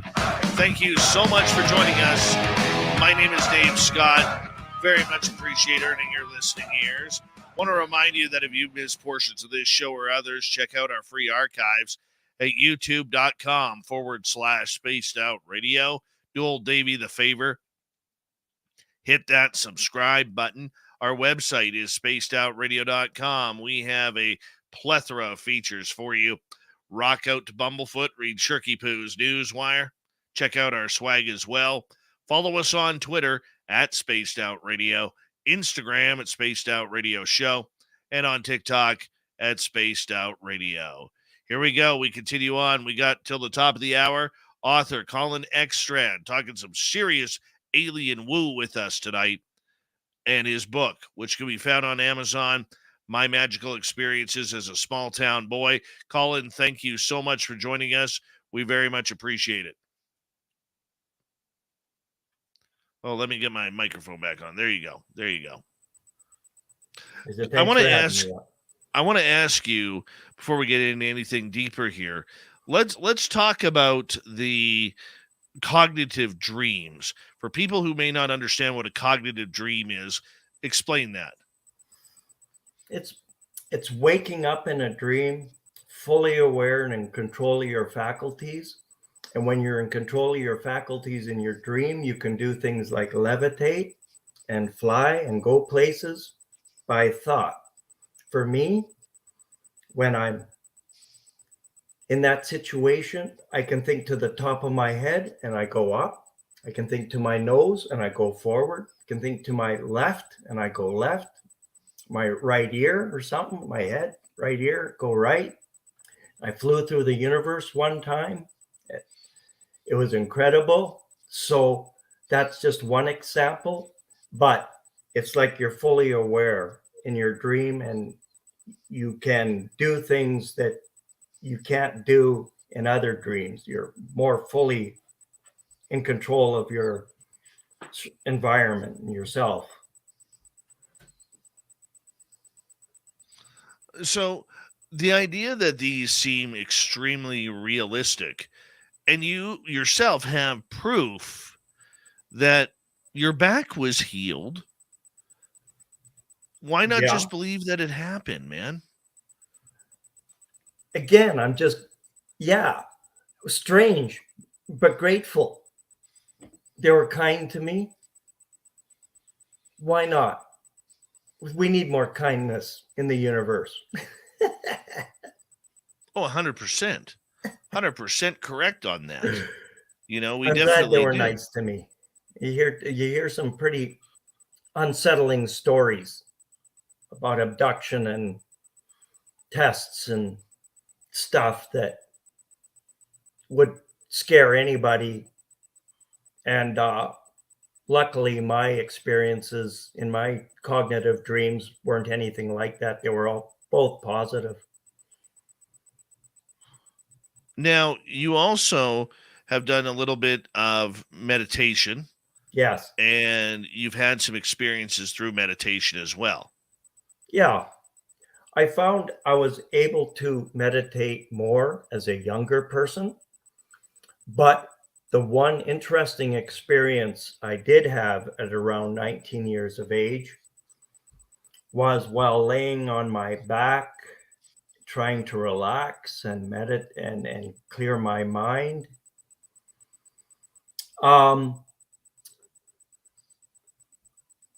Finding, well, sometimes I would strive to astral travel in my meditations when I was young, but I never really was able to do that. But it was beneficial because you relax your whole body and bring down your blood pressure and clear your mind. But The one experience that was noteworthy was while I was lying down, a beam of energy came from above through the ceiling of my bedroom, down through my forehead, and down into the ground. I even heard the ceiling above me crack as this happened, as the energy was coming down, just like, heat and cold. Sometimes heat and cold can make a roof crack a little bit, but it happened right at that time. Lasted for about 4 or 5 seconds. This energy going through my forehead, and then it stopped, and I've never experienced it again, but it's in my book. Because for me, I've always been interested in the, maybe call it supernatural. It's different than normal. It's paranormal. It's a little different than the normal six senses. And the soul has so much potential that we're just scratching the surface of it. And cognitive dreams and are as part of the evolution. I think the more we evolve spiritually, the more we'll be able to utilize those psychic spiritual gifts, but maybe not until we're more developed spiritually. But yes, so there was this beam of energy that came through my head above and through the ground for about 5 seconds. I don't recall receiving any information, but who knows? I tell myself, who knows? Because the spiritual world can be so strange and different than our waking lives. I think there's a whole lot more possibilities that go on in the spiritual realm than in the physical realm. And sometimes we experience those spiritual things like cognitive dreams. I think that shows how real other dimensions are for us as souls. It confirms the existence of other worlds other than this world, other worlds that are spiritual that we sometimes go to in our dreams, or maybe always do and we don't remember it. Are all dreams spiritual that way? Not mine. Remember, the cognitive dreams are way more meaningful for me. Other dreams, Dave, I can't make heads nor tail of them. So when you say are all dreams spiritual, I don't know whether you mean the crazy dreams or the cognitive dreams. They're more spiritual to me. I think there's purpose behind cognitive dreams. Whereas other dreams, Dave, I can't sometimes find any purpose in them. Well, there are a lot of Dreams, people. yes. There are a lot of people out there who do not remember their dreams That's right. at all. That's right. And you were asking me about my own with extraterrestrials, and I can tell you point blank that unless it is a dream about ETs, I know I'm dreaming, but I sure as heck don't remember anything. Yeah. Well, I often don't remember things, but when I do, and the cognitive dreams are very easy to remember. Dave, do you have cognitive dreams where there's a great difference between the scattered dream and something that, whoa, you're in control here? Have you had one where you've been able to levitate and fly and go anywhere, or do something like in your dream where you're aware and of what you're doing? Have you had In a one? way, I would say the only time I remember levitating was when I had a dream about going up on a craft, and I was trying to run away and get into my house, Yeah. but every step I took, I Yes. started rising into the air. That was with the Ferengi. I was hiding behind a big rock. They still got me. Yeah, so you did have one then, Dave. At least one. Yes. Good. I don't have them often enough. So they don't happen too often. I wish they happened more often.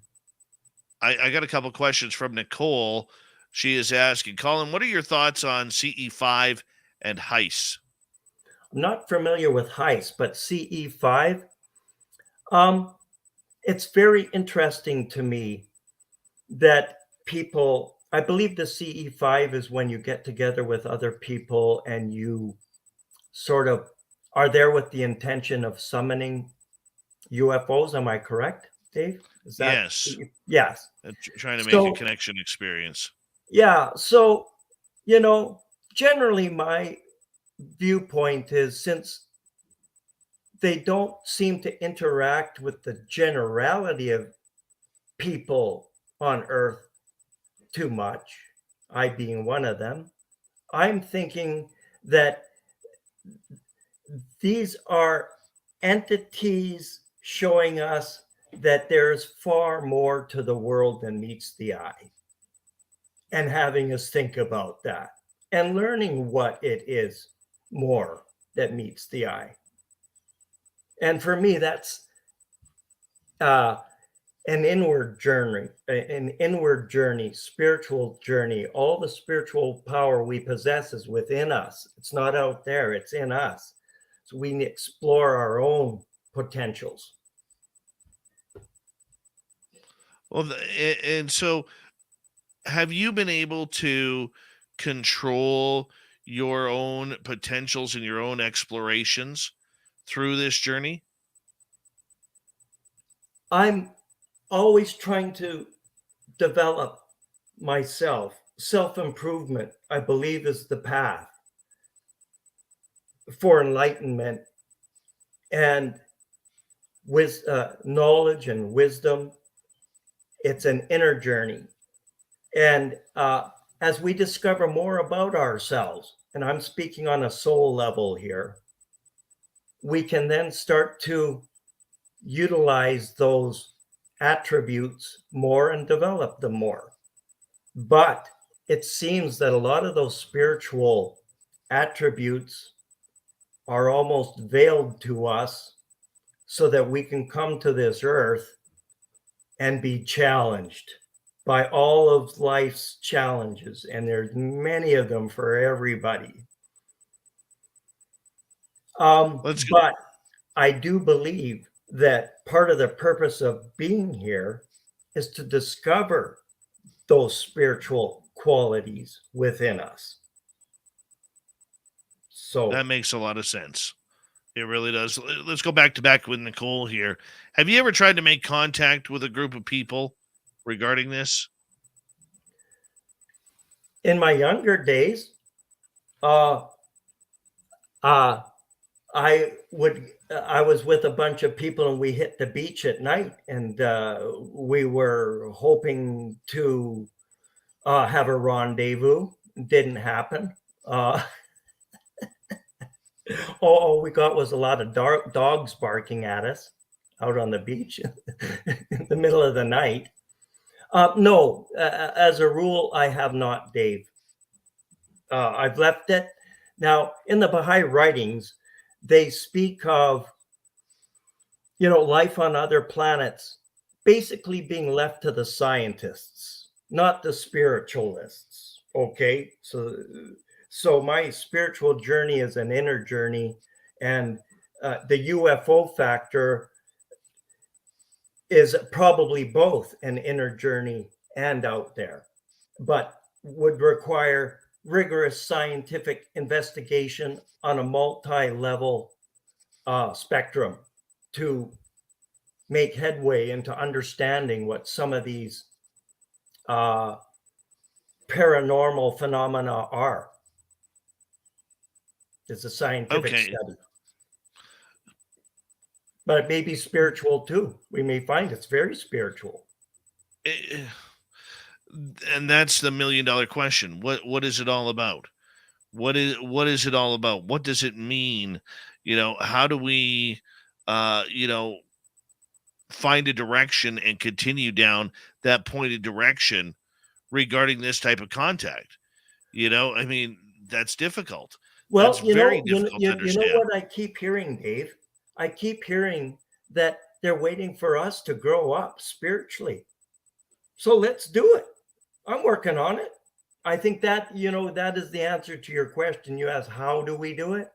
My answer would be, we each work on self-improvement to be a better human being.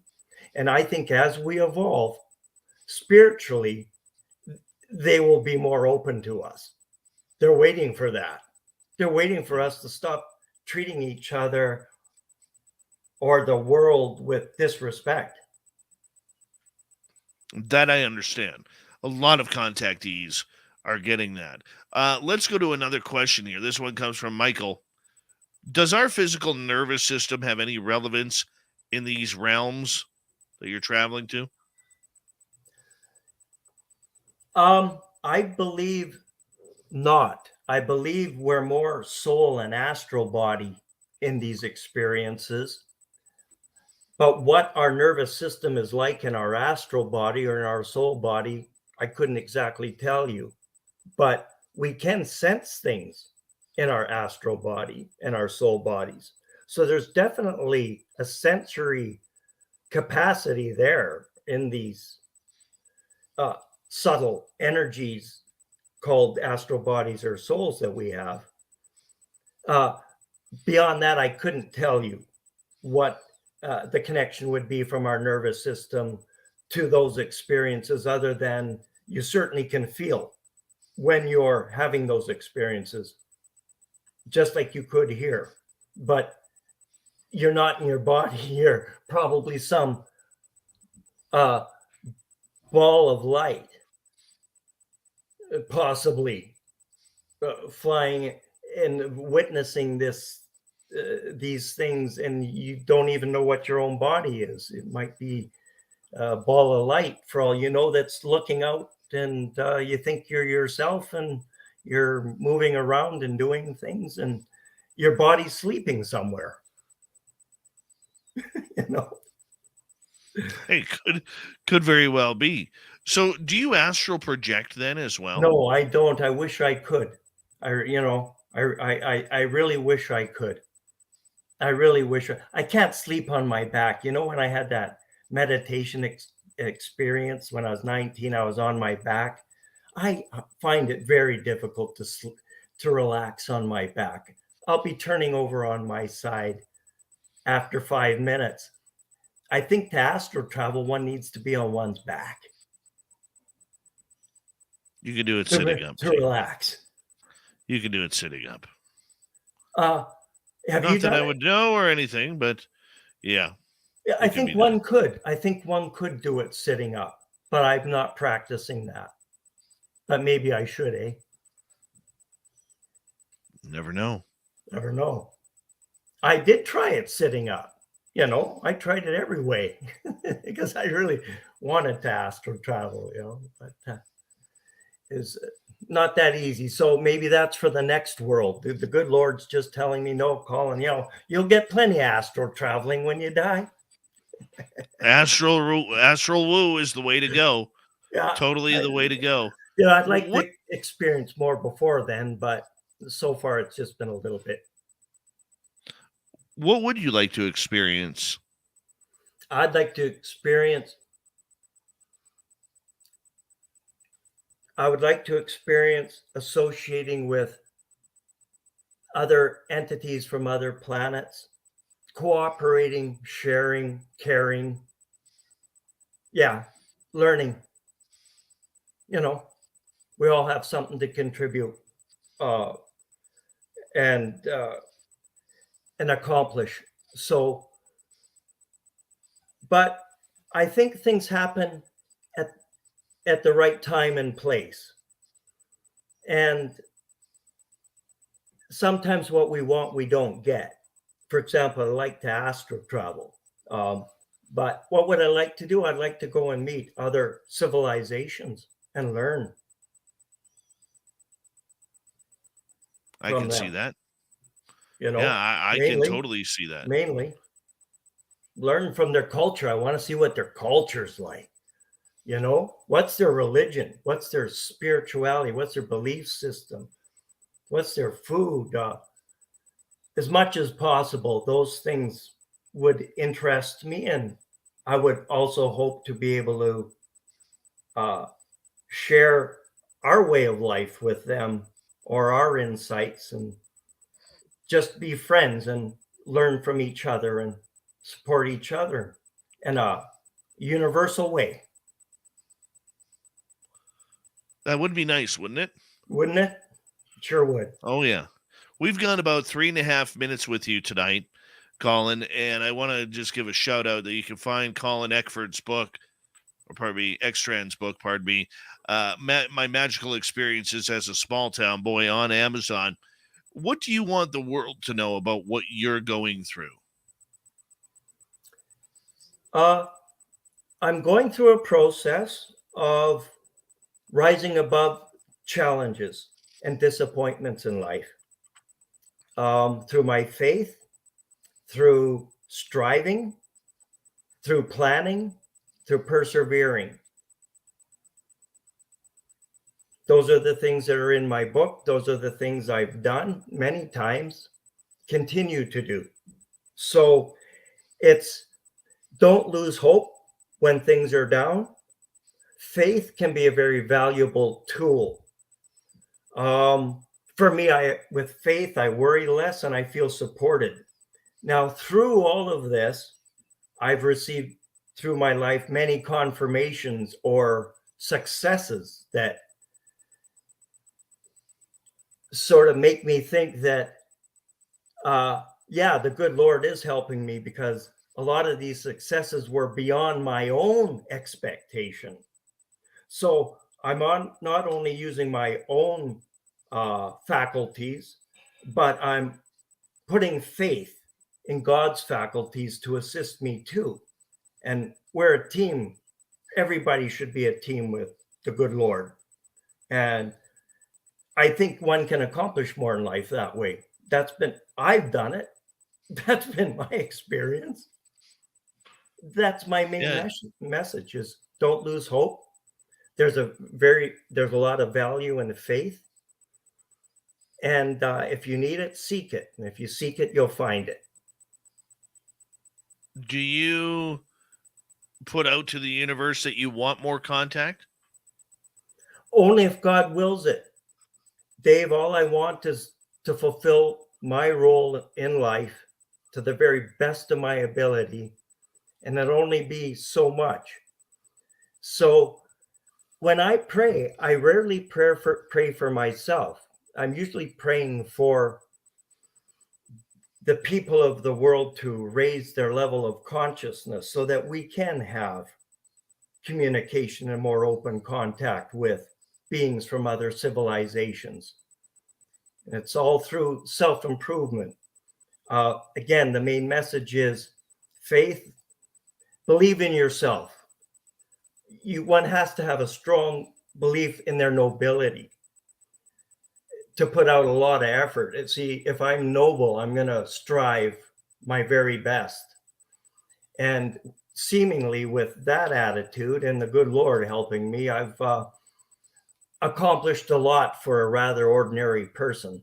And it's all in my book. There's probably 2 or 3 dozen stories that are beyond the usual that caught my interest, that made it into the book, that confirmed to me that this is a good path and that there is a divine power there to assist us if we wish to utilize it.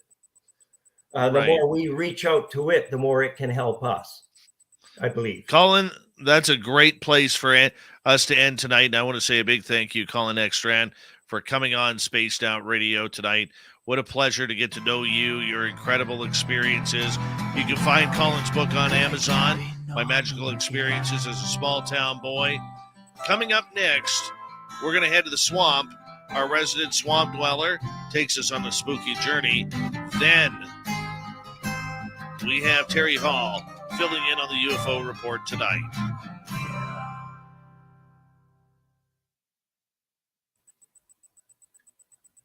Great job, Colin. Thank you so much. Dave. Dave, you made it pretty painless. Well, I try.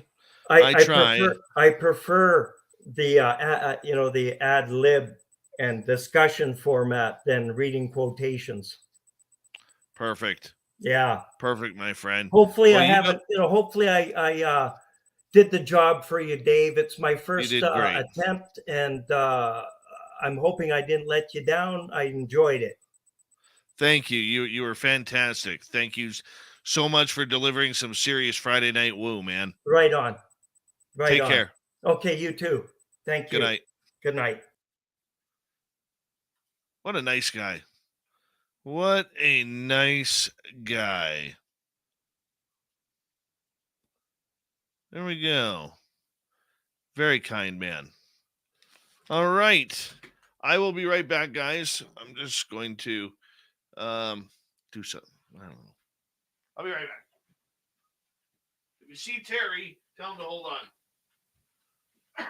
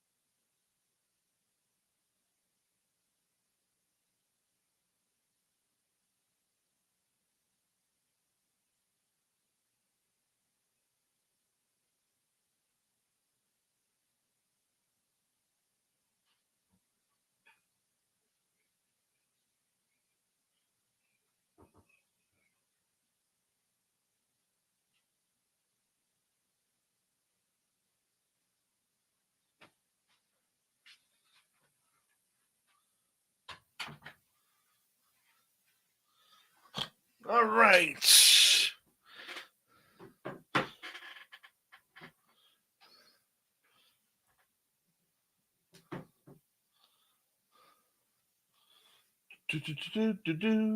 Charge. Hi, Ronnie. Hi, Jennifer on Spreaker.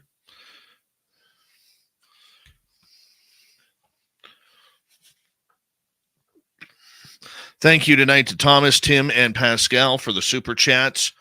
Very much appreciate it.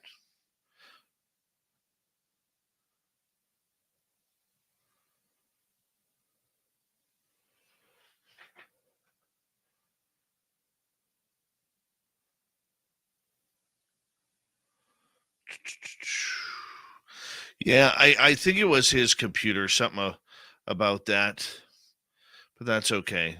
Terry, we need you back in the green room, my man. I know you're listening. We need you back in the green room.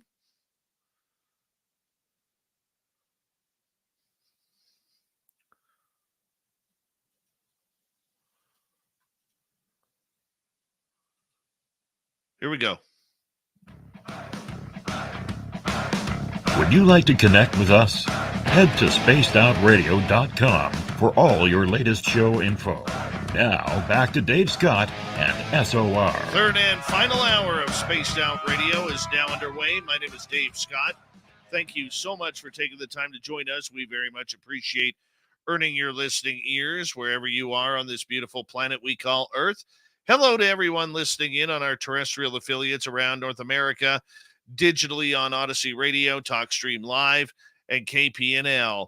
All of our archives are free.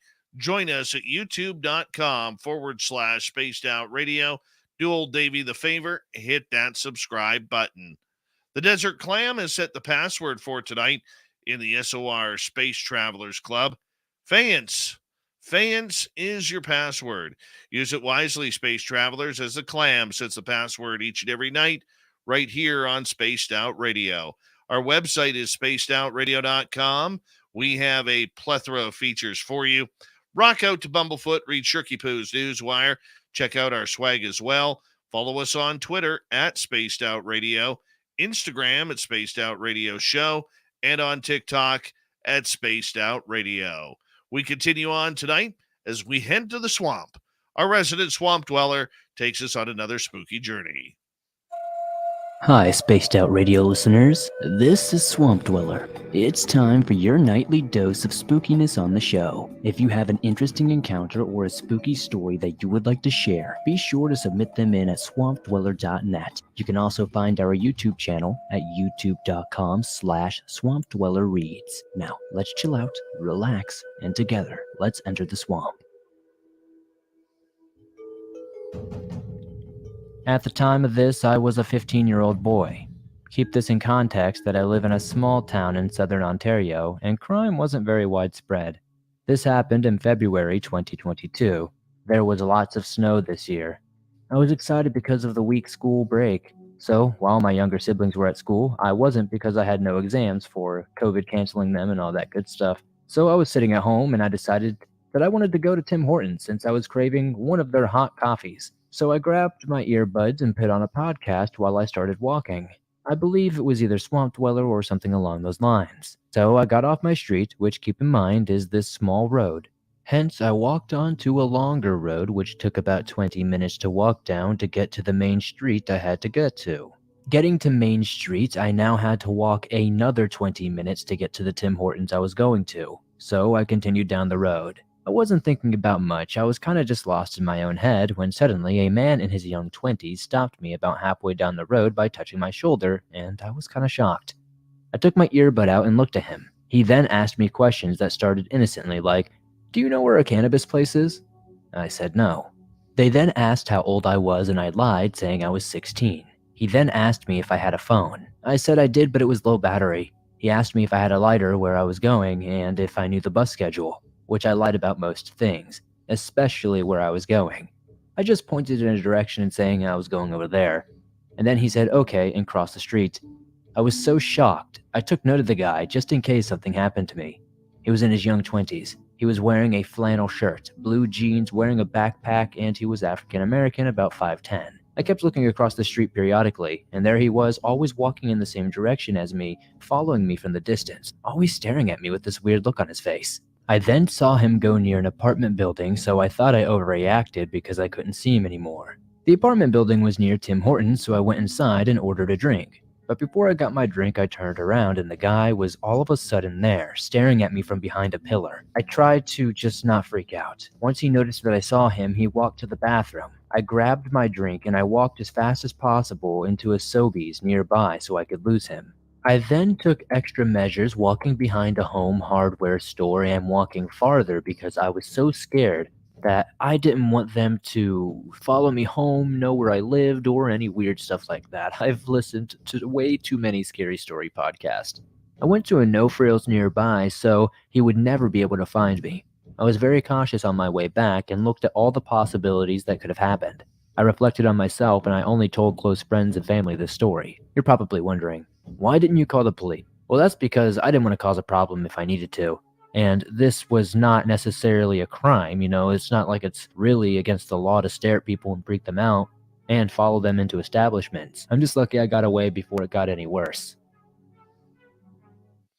Well, we thank the Swamp Dweller for another spooky story here on Spaced Out Radio. We appreciate the love and support that we get from Swamp Dweller each and every night right here on the Mighty SOR. Hey, if you want to listen to thousands of stories, all you got to do is go to his YouTube channel, youtube.com/Swamp Dweller Reads, and you're going to be able to get right into it right off the bat. Swamp Dweller kicks off the third hour of Spaced Out Radio each Monday through Friday night. From the swamp to the skies, let's get to the UFO report. Nobody's gonna know. They're gonna know.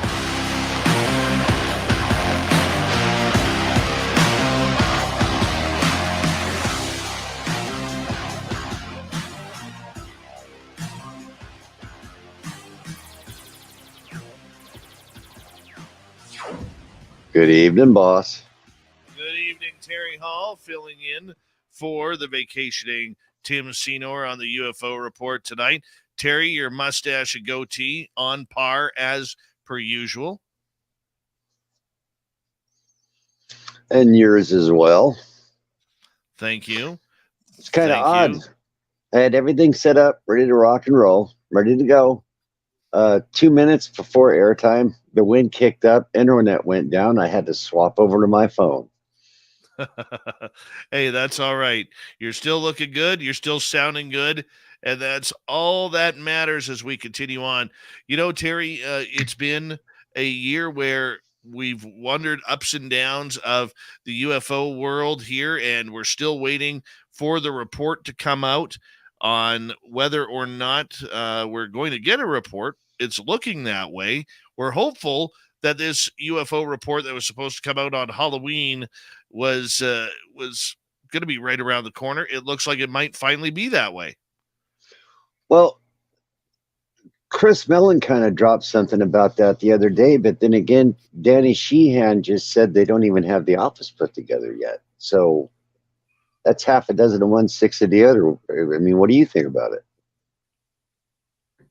Well, according to D. Dean Johnson, a journalist who has been covering this story, we seem to be very closer than ever to finally getting this report. I mean, heck, it's almost 2 months late, but there was a lot of dragging going on regarding this subject.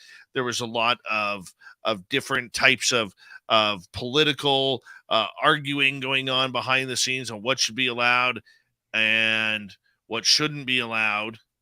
And it's one of those things where I'm really hoping, man, that we're finally at this point where we can get to a report. Now, what's going to be in that report, I really don't know. I don't believe in the amnesty.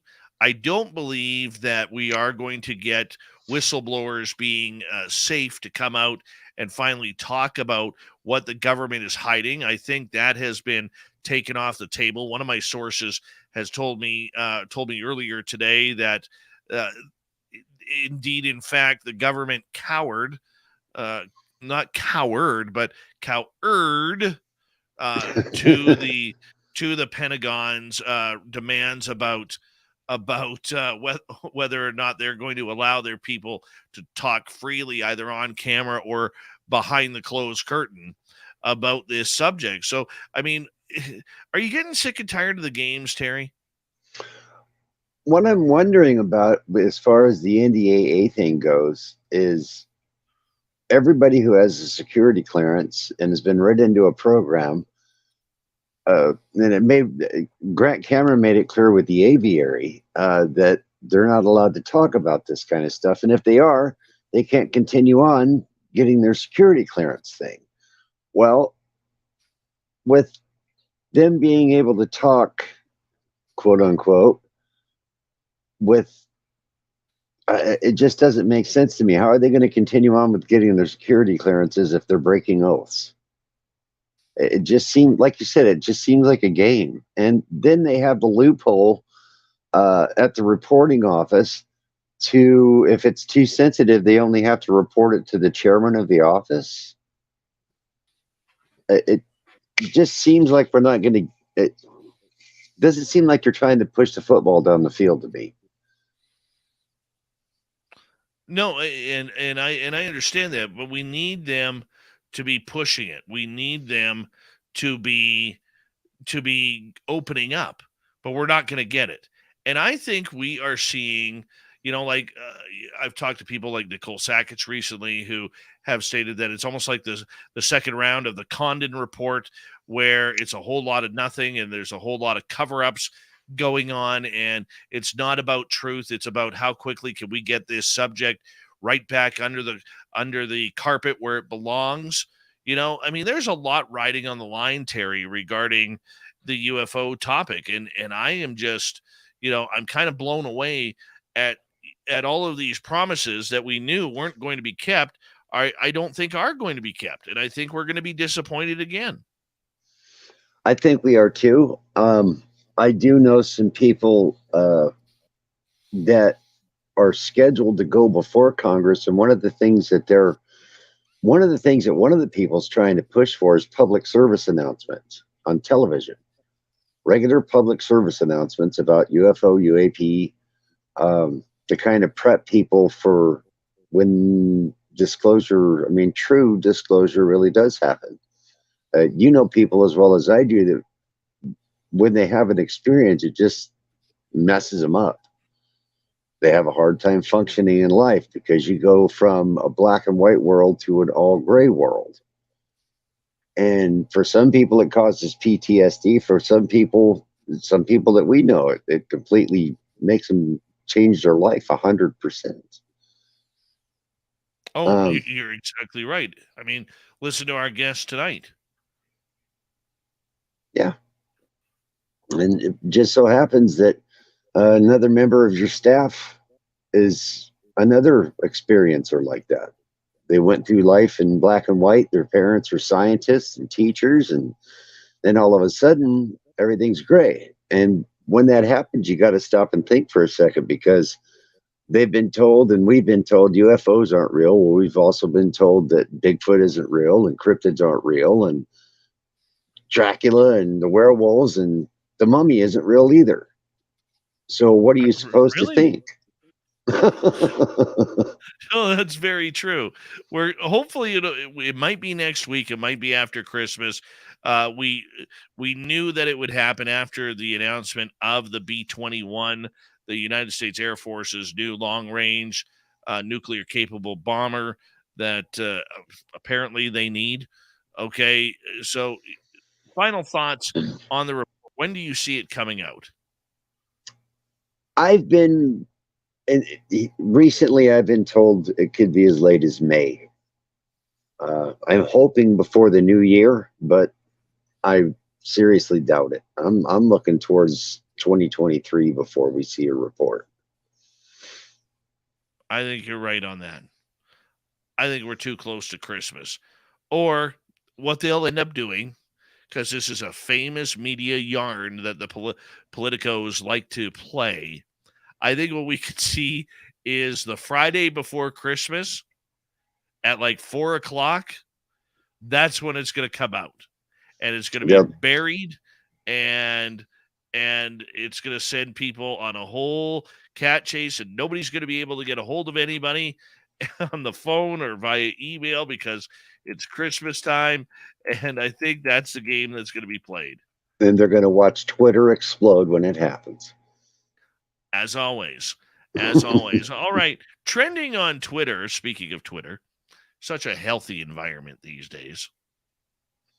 All day, the last couple of days, Bob Lazar has been trending again. Now, this has to do with a John Greenwald Black Vault type of story once again, where he really digs into whether or not there is any truth. And he called it the Bob Lazar deep dive, where he took it on to the public. Like, why do you believe? And to quote John, he says, I want you all to steer me a bit with your beliefs and or disbeliefs, both pro and con, and I'll see what I come up with. Here's a thread I want you to take part in if you care about this. And then John continues to say, first, I tried to contact Bob Lazar. He was too busy when the documentary first came out. I am trying again, but zero response as of yet. I will continue to try. I'd much rather an interview. Assuming, however, that won't happen, I want you all to participate below. So the third tweet says, respond to this tweet if you believe the Bob Lazar story. And what is the most compelling, real, true evidence to you that makes you believe him and his story? But if you don't, respond to this tweet, which is number 4. If you don't believe and post the most damning evidence against his story and credibility, after a bit, I'll put something together which I will aim to be a reference video for all, complete with sources and references. So that sent Twitter into a frenzy in the UFO world. You know, we are 33 years since Bob Lazar came out, and this argument is still going on faster, bigger, stronger than ever. What's your thoughts, Terry, on Bob Lazar? When Bob first came out, the world was a different place. It just so happens that the first time he was on Channel 8 News in Las Vegas, I lived in Las Vegas. I was a high-rise construction worker, and I was building a casino there. And I've believed him ever since he came out. I was raised in a military family. I know how the military works. I know how, behind closed doors things work. And the guy just seemed scared for his life to me when he came out. And there's been so many other small things, maybe not so much as education, like Stanton Freeman always said that he couldn't improve his education, but so many small things that's come out that's kind of proved his story more or less, a vindication more or less. So I've always been a believer about Lazar. I believe Bob Lazar's story on a couple of fronts. Number one, on a journalistic side, George Knapp or KLAS Channel 8 TV in Las Vegas has never retracted the story. Now, I know there are people out there saying, well, you can't trust any media outlet. Well, I disagree with that, because in the end, media is run by lawyers. Every media outlet has a team of lawyers that are protecting everything that goes on the air. And those lawyers, when a story like this comes out, this is how it plays out. All right. It's not that George Knapp all of a sudden went, hey, I'm going to put this guy on the air. That's not how it works. It was a feature story where he would have had to go to his news director and editor of the station and told them what this was about. And then immediately they would have contacted the lawyers of the station to make sure that the station could not get into any hot water. And to this day, KLAS has never, ever retracted that story. That's number one. Number two, and I'll get to you back here in a second, Terry. Number two for me happened a year and a half ago, where Bob Lazar literally, if you believe his story, believes that his education and his background was wiped clean by the U.S. government for becoming a whistleblower about Area 51. But here's the interesting part for me and how I tie it together. We recently saw, about a year and a half ago, the same damn thing start to happen to Lou Elizondo before he lawyered up with Danny Sheehan and got the inspector generals involved, where they were starting to erase all of Lou's emails regarding his time at ATIP and other programs. The eraser effect was in play once again. So this made me think that gave the Lazar story a lot more credence about being truthful, about his education being wiped and many other things being wiped. All right. I want to get your thoughts on that, Terry. I'm in total agreement with that. 100%. First thing you got to remember is George Knapp, when he reported to begin with about Bob Lazar, wasn't a joke journalist. He wasn't the kind of guy that you sent out to the zoo and had cover Shamu, right? He was a hard-hitting, no-joke journalist. He went after the mob. He was a serious guy, and he was the man in Vegas, 100%. And I don't think that he would do anything to jeopardize that. He also had Lear, who was John Lear, who helped corroborate the story. They went out in the desert when Lazar told them to go out in the desert. And of course, they just had a high-8 camera back then, but they filmed things doing things that we still can't do. So, yeah, I'm in complete agreement with that, Dave. 100%. And the thing is, Lazar's never tried to make, as far as I know, and the story goes, he's never tried to make any money off this. And as far as I know, he never has tried to make any money off this. So how did this benefit him for 33 years to be just hounded and basically have tomatoes thrown at him? It's never benefited him, but he's never changed his story, and it's always been consistent. But you know, that is the way to the world. I mean, to switch topics here, but it parallels exactly what you just said. You take Roger Patterson and Bob Gimlin from the famous, the famous Sasquatch video out of Bluff Creek in 1967. I've met Bob Patterson. You just mixed both names up there. Did you meet Bob or did you meet Roger? I met Bob. I met Bob at a conference. Yeah. Sorry. That's okay. Got me confused there for a quick second. But the point that I'm getting at is this. They were in a no-win situation. No-win situation. Nobody believed them when the video first came out. And after the death threats, the harassment that not only Patterson and Gimlin took, but their families and friends as well, they decided to come out. Yeah, no, we didn't see a thing. You're right, guys. We made it all up. Aha, caught ya. Told you made it up. You finally admitted it. And then they went back to, well, we're damned if we do or we're damned if we don't. They never made a dime off the video. They never did. Terry, I'm going to get you to hold on right there.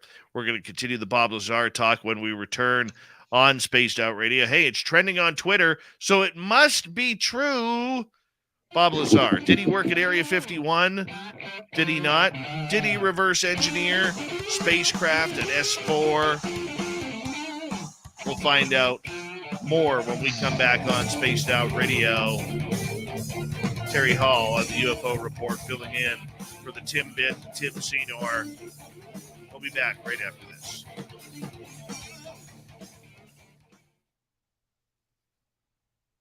We're clear. Yeah, I think as far as disclosure go, Dave's, I think it's going to be somebody in the public's going to come out with something that just can't be denied. Very true. Very true. I think Avi Loeb had it right when he said, "Don't wait for the government. Go out and get your own evidence."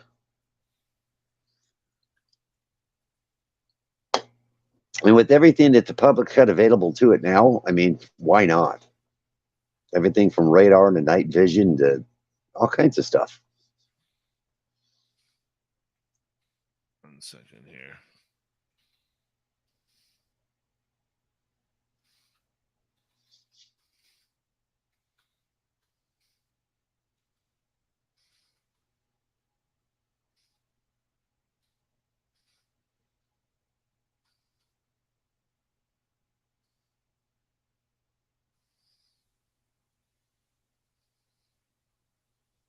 There we go. Yeah, I heard we had a death in the community today as well. Gentleman from Brazil or Mexico. Brazil, I think. Brazil. He was like Brazil's Jaime. Yeah, he was young. AJ. He was only 59. Yeah. Oh. I met another gentleman. I'm having trouble recalling his name right now, who was a journalist out of Mexico, a UFO journalist out of Mexico for a long time. Man, he had some good stories.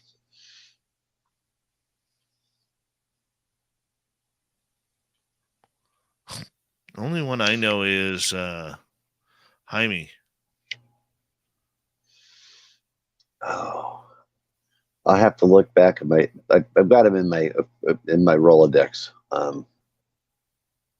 Matter of fact, I should put him in. I should put you in touch with him. I think you'd enjoy having a conversation with him, because he's a long-time guy, an OG in the field.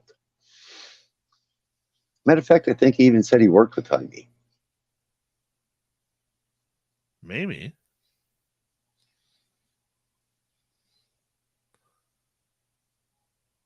Atlantis is found. Welcome to SOR chat. Have we found you yet?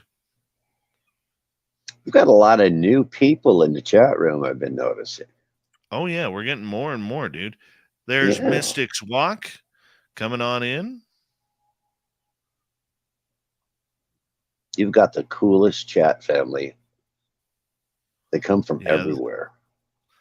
I think last night with Grant, I think we had about 10 different countries. Really? Yeah. SOR around the world, huh? It's pretty cool. Technology's amazing today. Right? It's pretty freaking wild. It's pretty wild.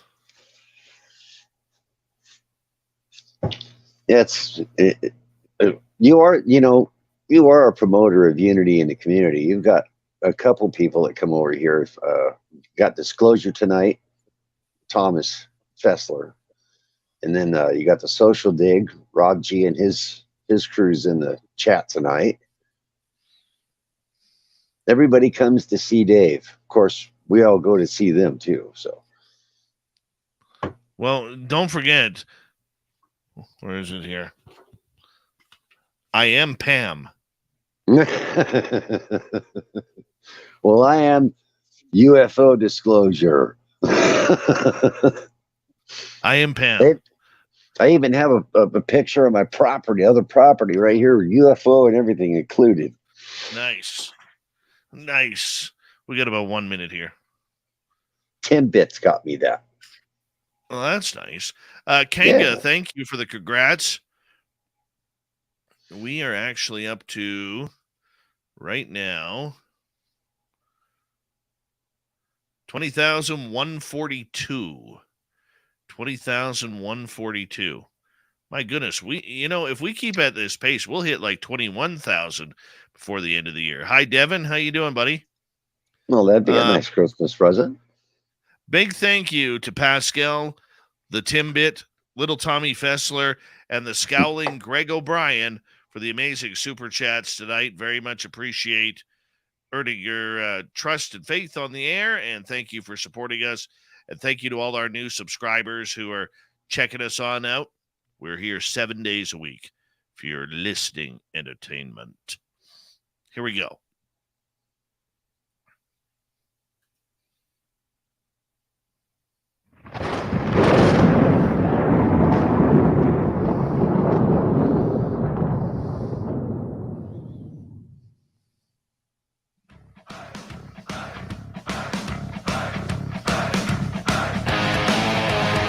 We rounded third. We're heading for home tonight on Spaced Out Radio. Thank you so much for joining us. My name is Dave Scott. Very much appreciate earning your listening ears. Want to remind you that if you've missed portions of this show or others, check out our free archives by go to youtube.com/Spaced Out Radio. Do old Davey the favor. Hit that subscribe button. Our website is spacedoutradio.com. We have a plethora of features for you. Rock out to Bumblefoot, read Shirky Poo's Newswire, check out our swag as well.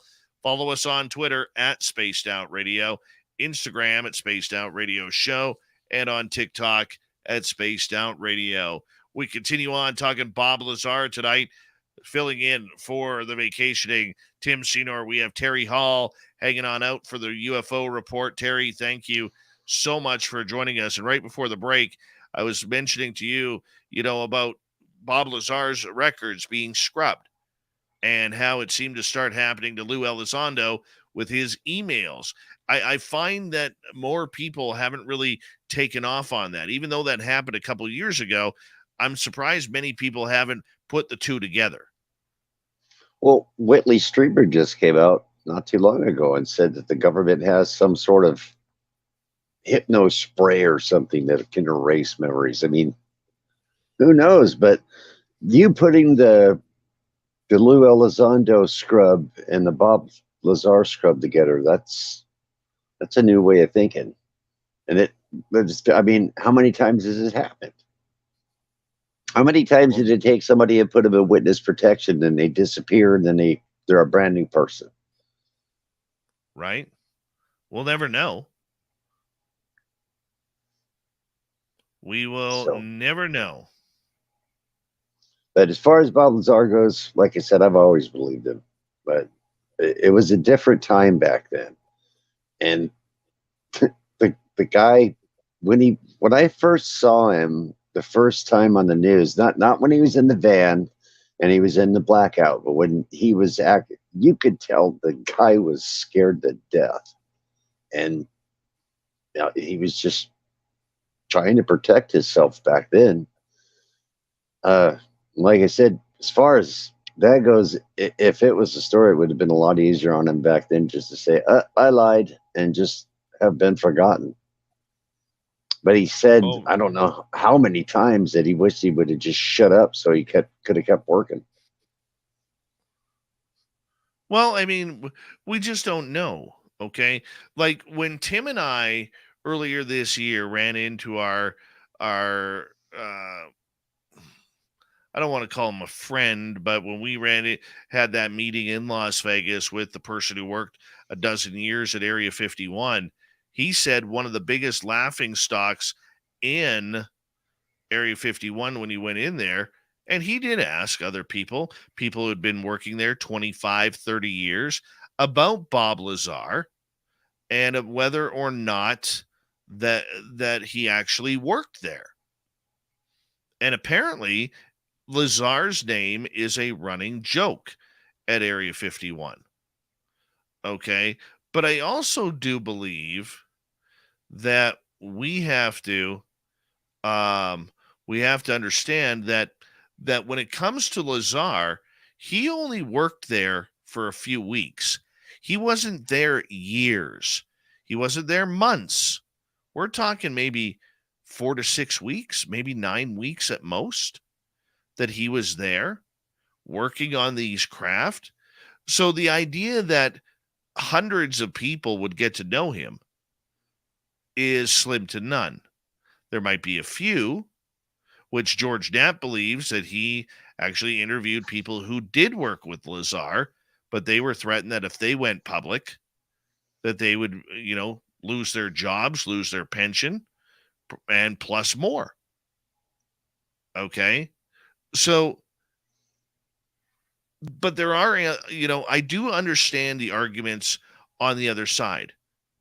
If he did work there on alien craft and he did sign an NDA, why didn't they arrest him? Could they not have arrested him because of the topic of discussion? They didn't want to get him out in public. Probably why.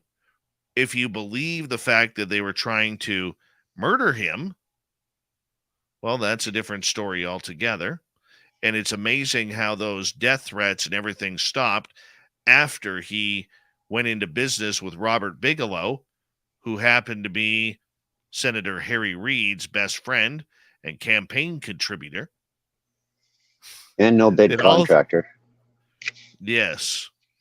And so, I mean, there are a lot of pieces of the puzzle that do add together. But like getting back to what I was saying, at Area 51, allegedly, Lazar's name is a joke because nobody there would break their NDA over what they're getting to play with. And there are still people working at Area 51 today that would have been there during Lazar's tenure, albeit short tenure. Well, if you worked at Area 51, would you want Bob Lazar to be a joke, or would you want it to be the God's honest truth and then have to worry about your own security and safety afterwards? I'd turn it into a running joke. I wouldn't want my employees to think that if they open their mouth that the worst of the worst could happen to them. Well, I mean, that's also a very strong point. That's a very strong point. Why not downplay it? Why not downplay it to the point where we don't need to have those type of people hanging out with us? Well, you already had the 70-year story in place, the tinfoil hat. Everybody's crazy. Some farmer out in the middle of the field saw swamp gas, right? So Bob Lazar coming out and telling him his woo story, it wouldn't have been hard for him to derail it, just like they've done, and then downplay it. Well, I mean, and once again, that's a great point, because at Area 51, we all think that all these people who go there, they're all working together. Okay. It's not that way whatsoever. Boeing has their section. Lockheed Martin and Skunk Works have their section. Raytheon has their section. And any other manufacturing or defense contractor has their own section. And it is true, because we asked the question, it is true that when, let's say, Boeing wants to test an aircraft or test their technology, the employees for every other company have to go into the shadows, into the building, and cannot be out there during testing times. That's one of the respects that they do, because there is competition for billions of dollars, of defense dollars. Now, those employees, the only contact they would have likely had with any sort of Bob Lazar incident, I'm assuming, would have only been on the Janet jets flying in and out. Because if we are to believe Lazar, after he landed, he jumped on a bus, drove the 15 miles or so out to S4, where these craft were allegedly stored. Well, I can't imagine anybody on a Janet flight sitting there having pleasant conversation about what employee A is doing with employee B.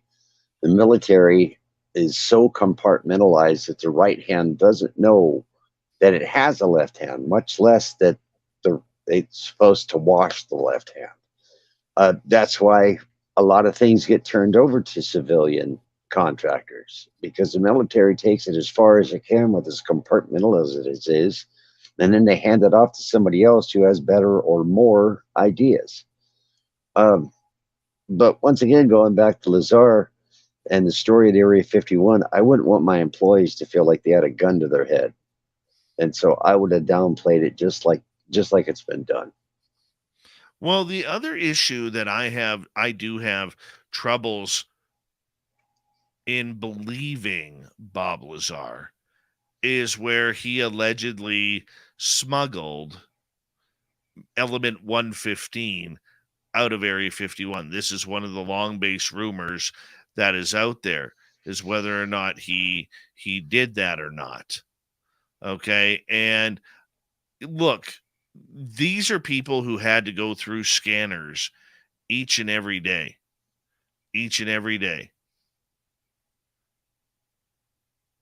And for them to go through scanners, before you leave your facility to go back to the dorms, or you leave your facility to head back home, because you would fly in for 7 days or 14 days or 21 days and then get a number of days off. It does make me wonder how he was able to do that, even if he did it the old prison route. The thing about element 115 is that on the periodic table, I can say element 123 because they're working towards that every day. New elements all the time. So, but how, in the quantity that he said and George Knapp said he saw, I don't understand how he could have done it. But I will say this, that the hand scanners that they used were used during the stealth fighter program.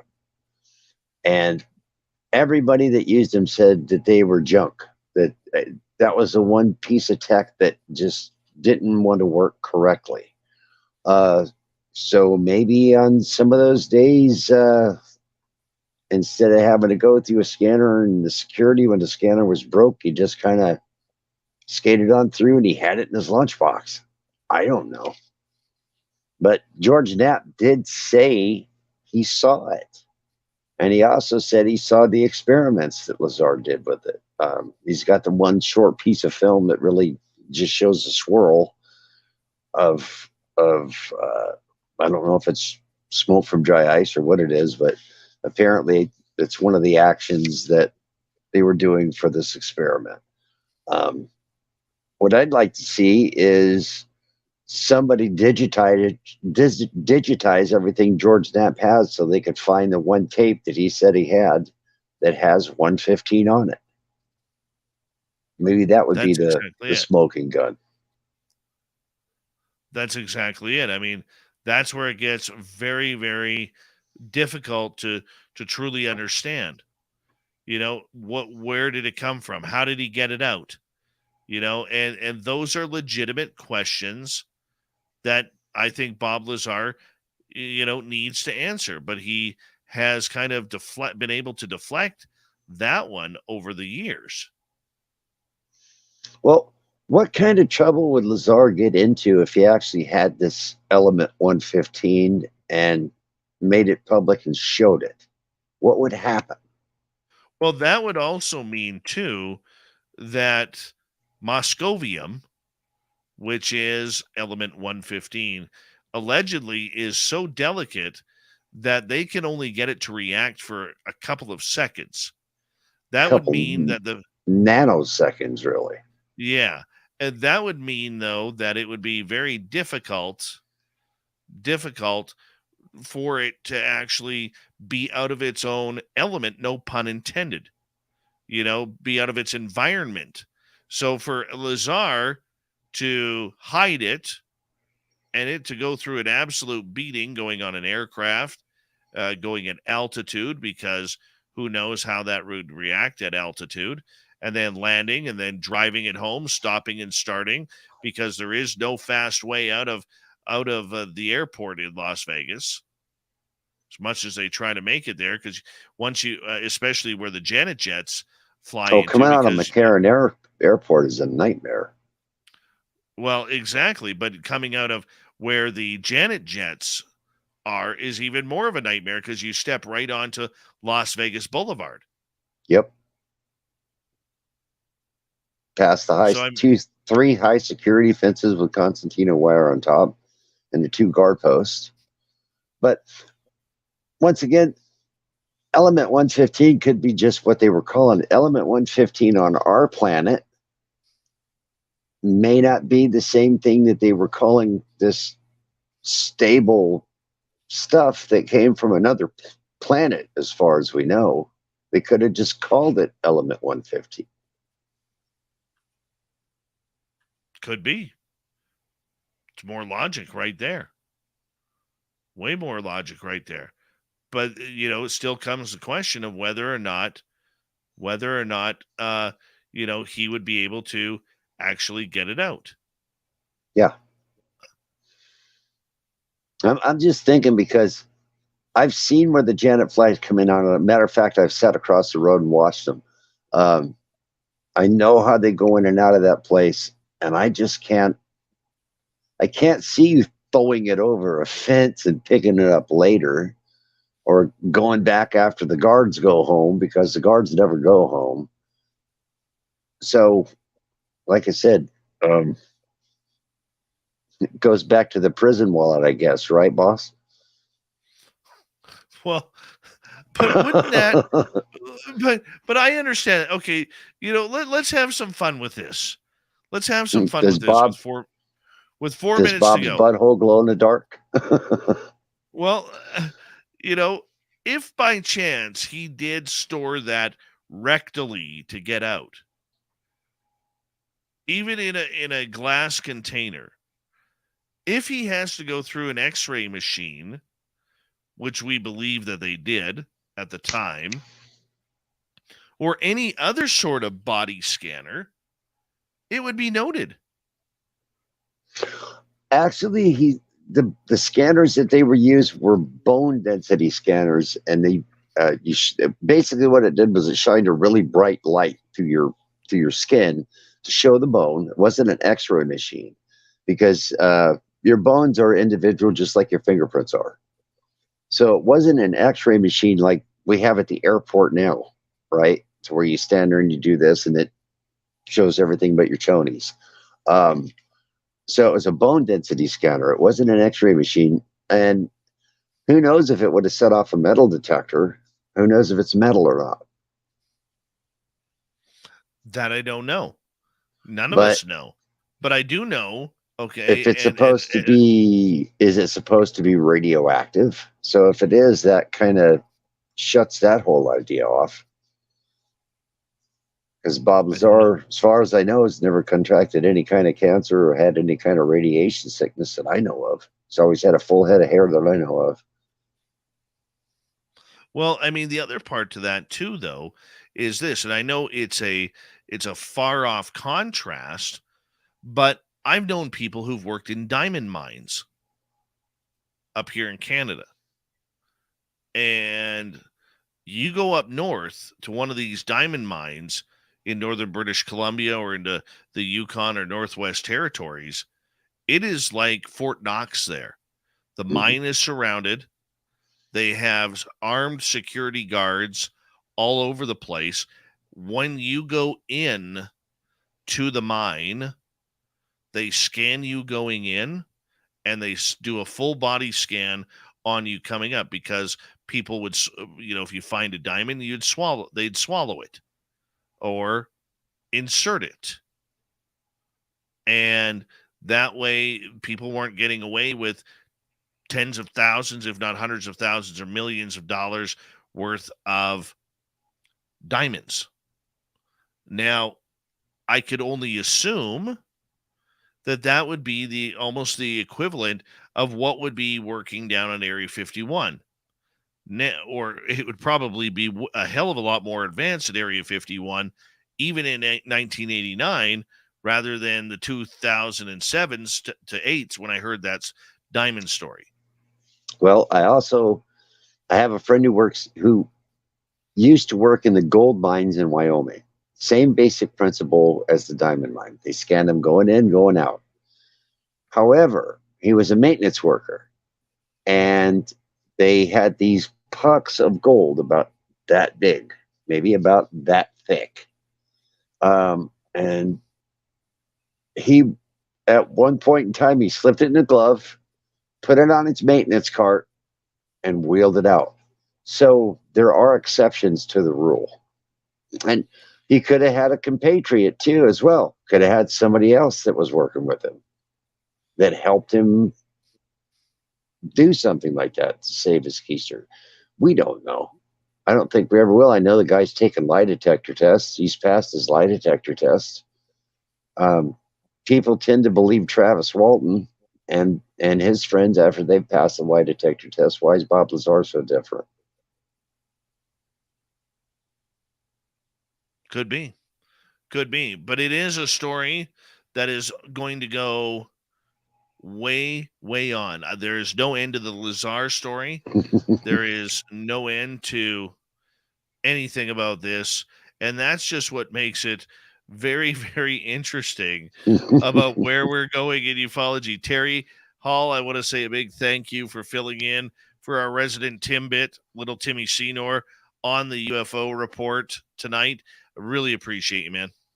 Thanks for having me in, and great conversation. See you later, Cat Fam. And Greg, if you're still in the audience, I'm sitting in our summer residence that we spent in the Uinta Basin. Thanks, good night, buddy. all.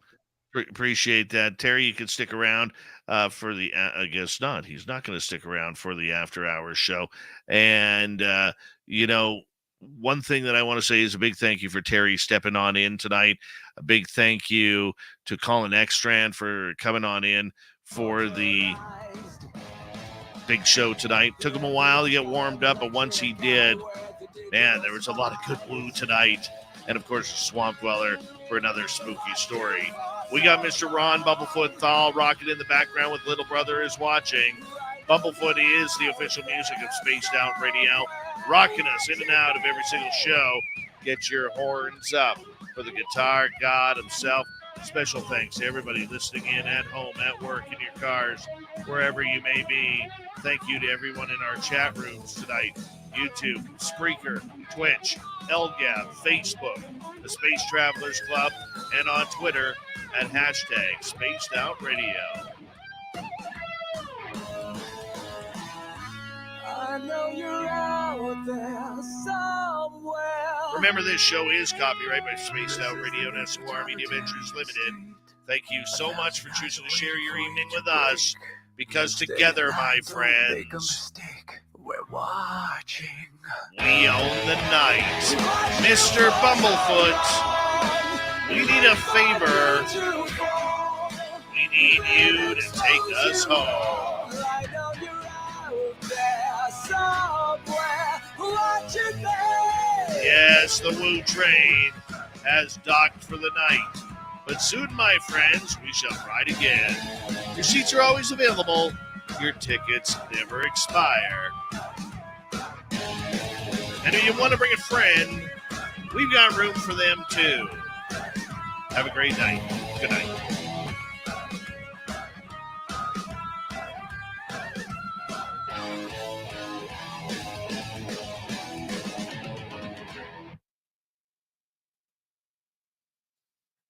There we go. And go here, close that off. Now the big question.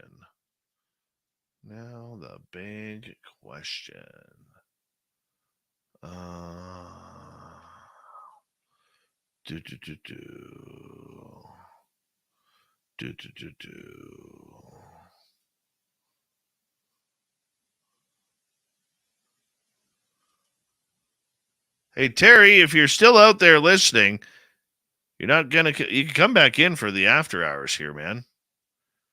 Come back in for the after hours. There's number 31 in your program, number 1 in your heart, starting in net, Lars Janssen.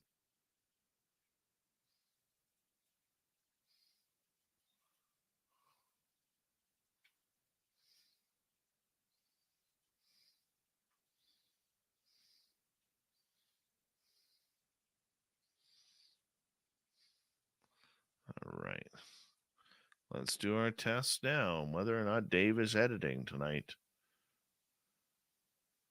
We will find out soon, peoples.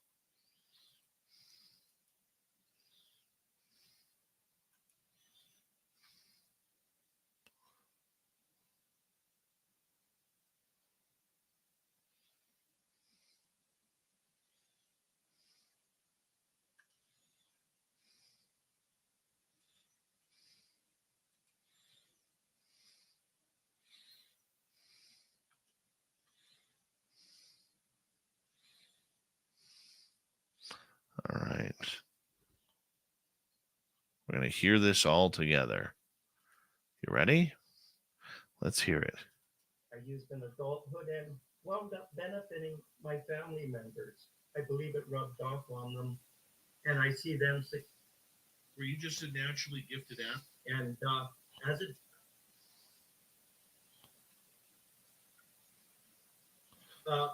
it's not on there. To spend a lot of time learning now in my adult life. Like, I'm a home care provider. I'm at home more often than most people, so I can find 3 or 4 hours a day to learn, and often it's a traditional frisbee, except it had a kind of light bulb in the middle and a dome on top, and you could turn it on and light it up and play with it at night too. So, a frisbee with a traditional UFO dome on it. That's what it looked like. Oh, yeah? I can say that.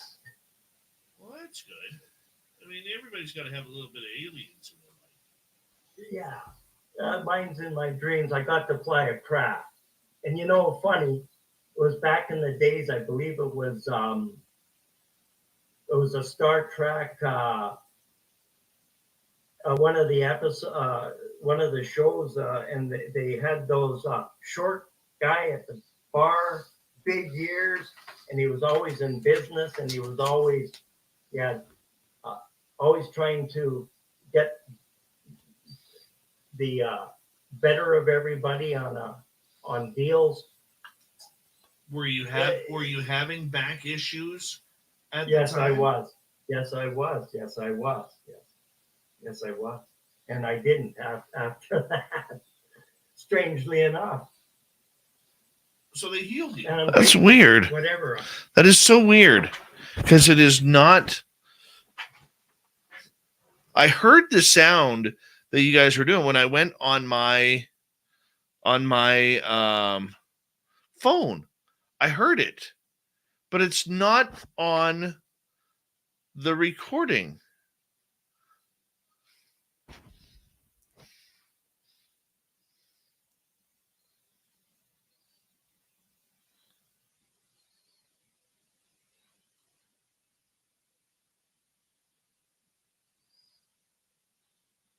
That is so weird.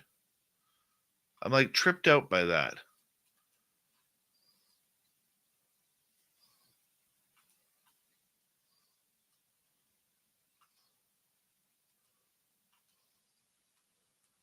I am so tripped out by that.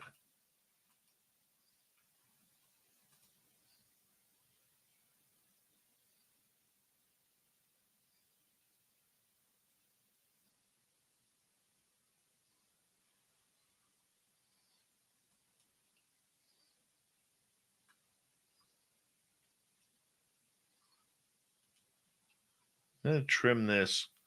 I'll try this once more. Running the show there, then building roads. But you asked me what it was like growing up in Powell River. So I explained it's sort of isolated. So number one, you're always taking ferries to go play sports against other teams. So that's a common denominator amongst everybody in Powell River is ferries. So now beyond that, very close. No, I know what it sounded like, guys. I know what it sounded like during the show because I heard it. I heard it on my phone. Okay? But what I'm saying is it's not appearing in the recordings. That's so trippy. That's so trippy.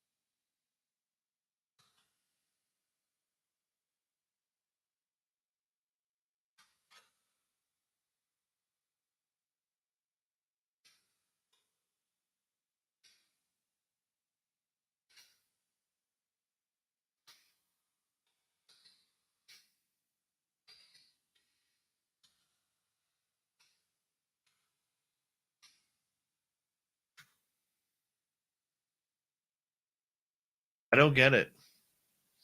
I had the Desert Clam actually go and check the audio on Spreaker, and he heard that noise.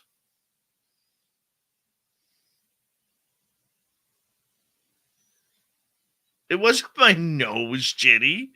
Shame on you. Bad Jenny. Bad Jenny.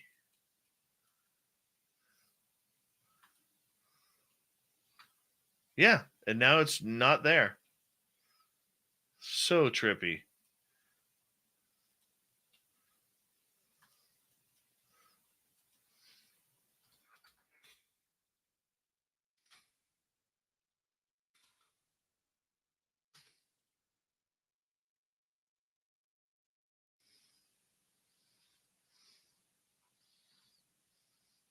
But it's not on the recording. And yet, in order to get to Spreaker, it would have had to have been on the recording.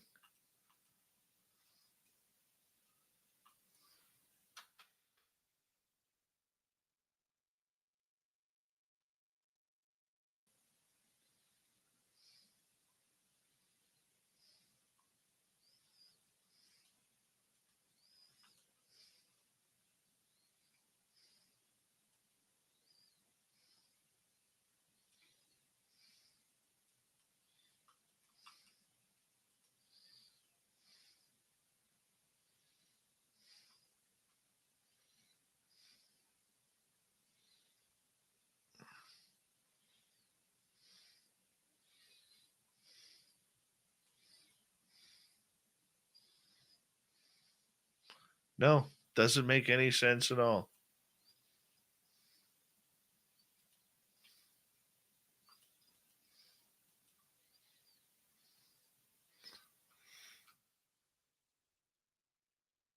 Jorgen. Hey, what do you think about Charles James Hall claiming intolerance of a patient illness or Dreamland Area 53, 54? He worked with there around 65. I want that story to be true because Jorgen, the other part to that story is the aliens allegedly used to disguise themselves and then catch a bus to the old strip and the new excuse me, Las Vegas Boulevard to go to the casinos and hang out at the casinos.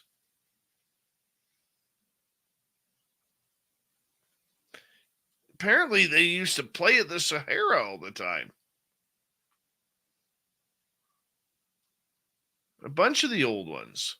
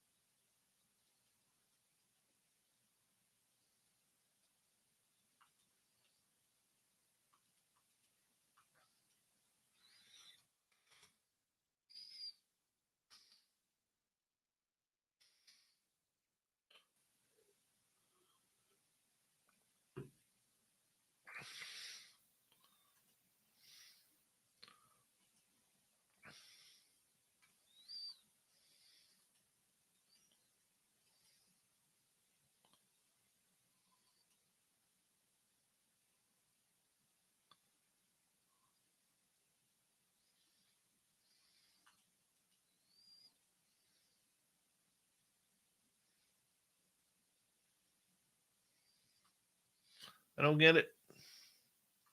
I don't get it at all.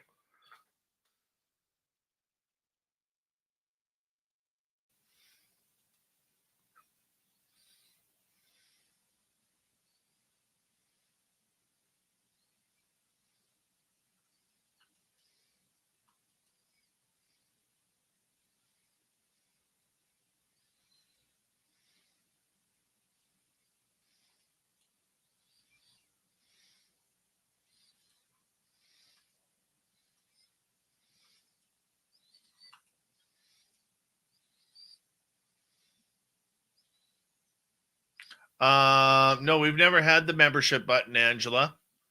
Never put it up here. I haven't figured out how to properly do that yet.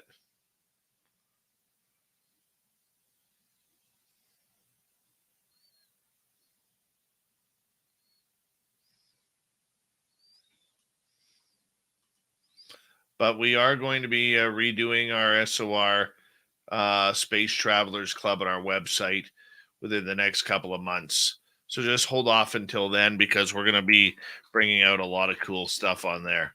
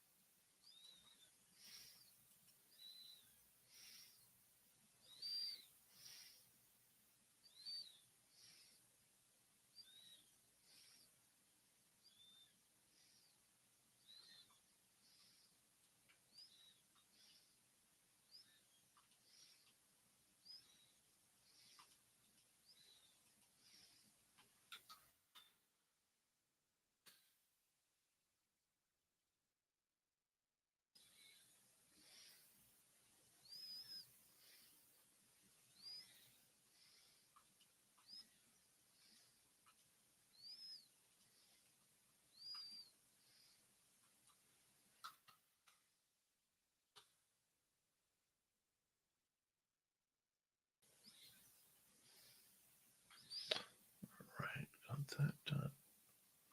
Should be done there.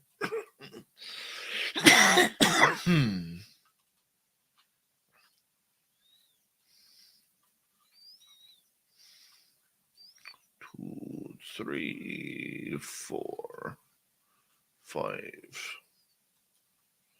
Oh, wrong one. And let's see what's going on in Africa. Well, there's a lot of oryx in Namibia. I want to find that watering hole that we found. Let's go to Kalahari. Oh, we got a couple of ostriches and some kudu, it looks like.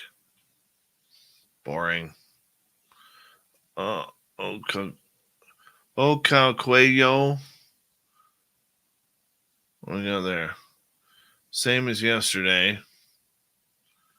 Bunch of kudu in the water.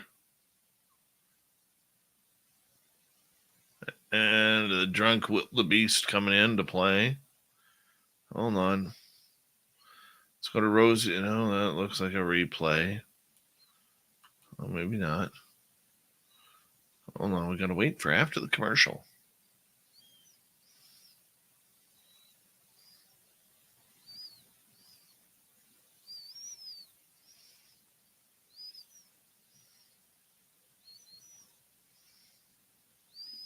I know, Angela.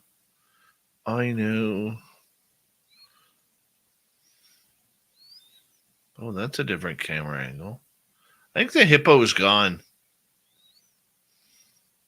I really do think the hippo is gone. At least for right now. Where else we going? Dejuma. We haven't been to Dejuma in a long time. Oh, we got a bird. Big freaking deal. It's a duck. I don't want a duck. I want some crocodiles. Where's the crocodile coming up to eat that duck?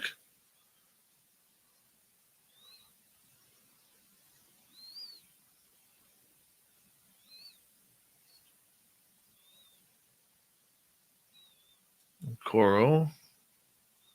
No, we got wildebeest. 4 of them.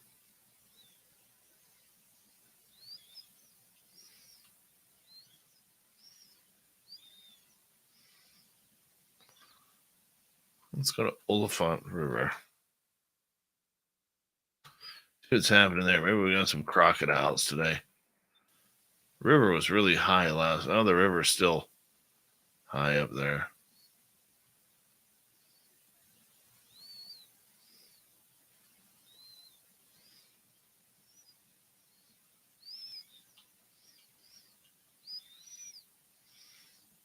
I want to find that camera that we had yesterday. That was a good one.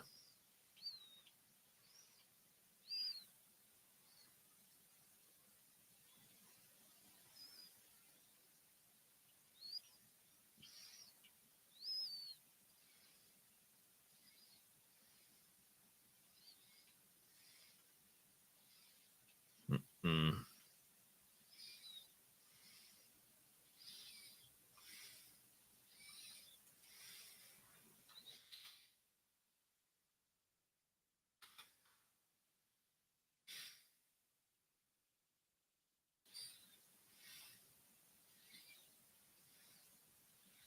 Whoa, look at these things. I don't know what these are. Maybe these are kudu. I don't know. Hold on, moving it over. Look at the antlers on these. These are just crazy antlers.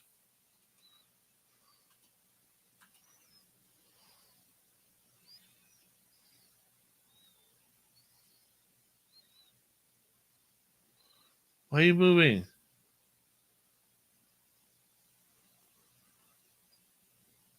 Don't need to see a bunch of crazy birds.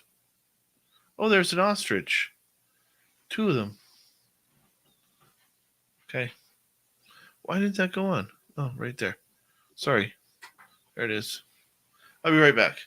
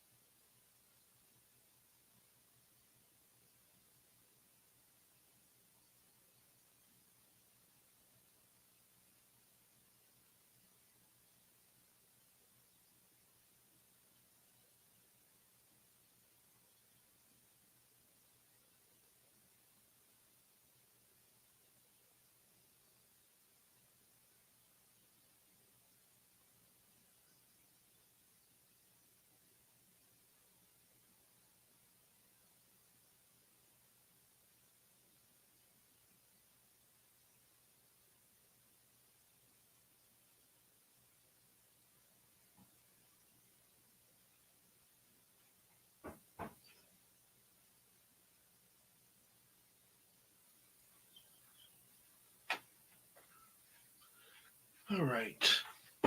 I am back. Just give me 2 seconds here, guys.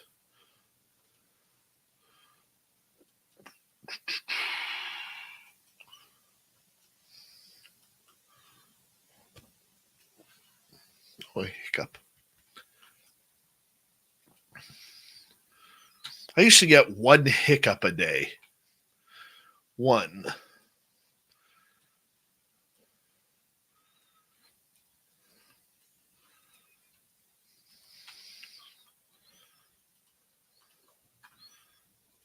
Ostriches. I like the ostriches.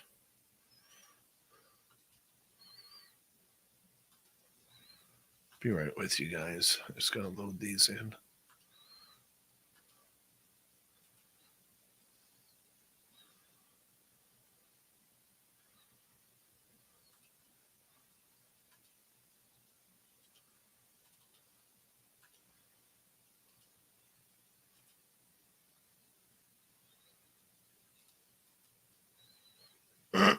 Terry Hall, you did a great job tonight, buddy. Was expecting you to stick around a little bit longer.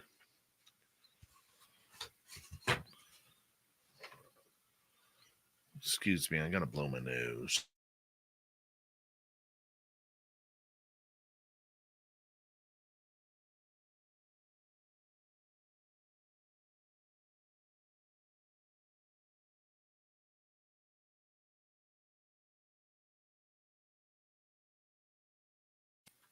Is that a termite pile? I think that is.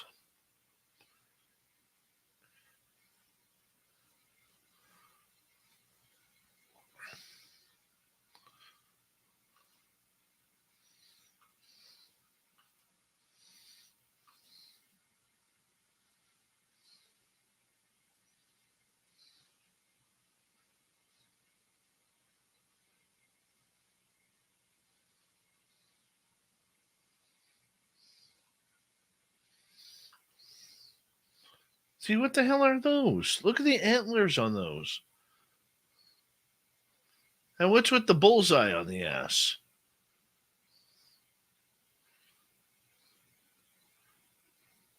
Hey, Nathan from the Quantum Show. How you doing, man? Good to see you.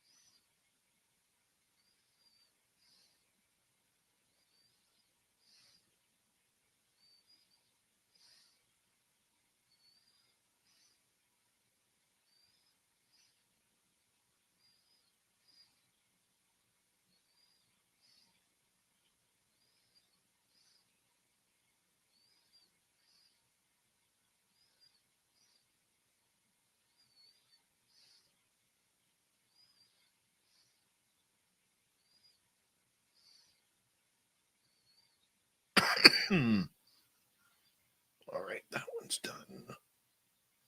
Bear with me.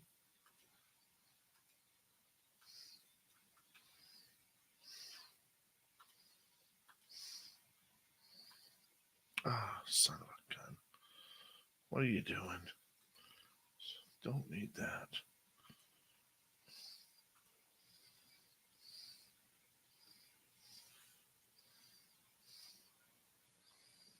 Well, them ostriches, not a care in the world. Like, screw that.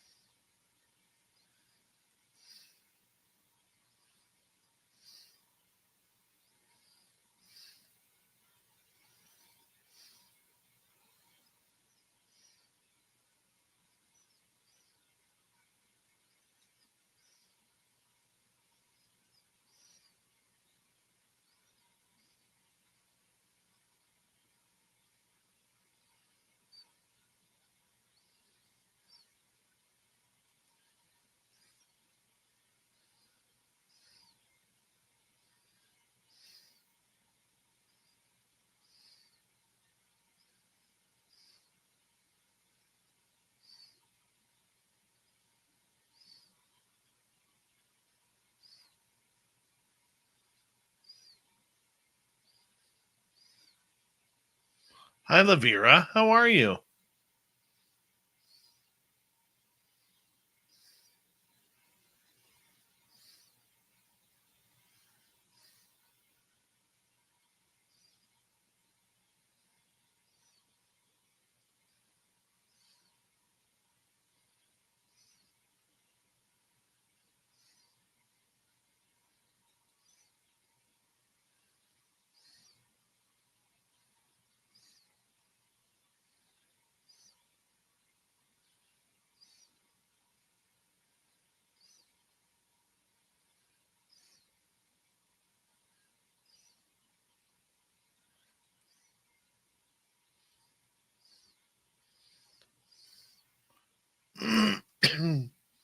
Crystal J, if you come to the Vegas party, I will do that with you. How about that?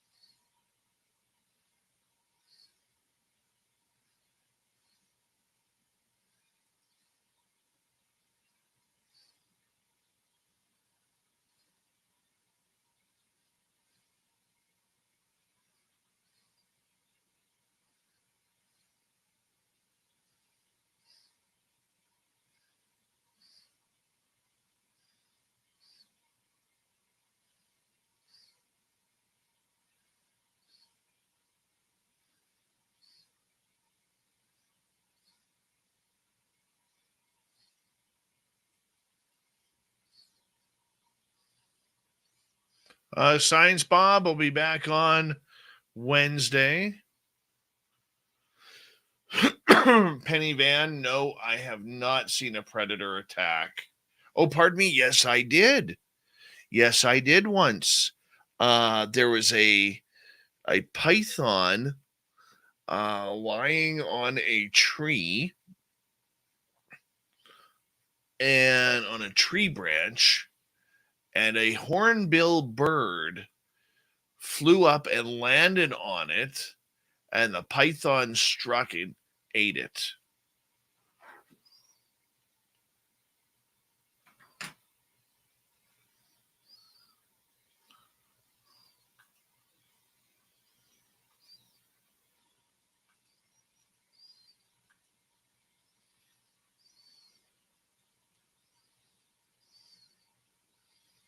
Yeah.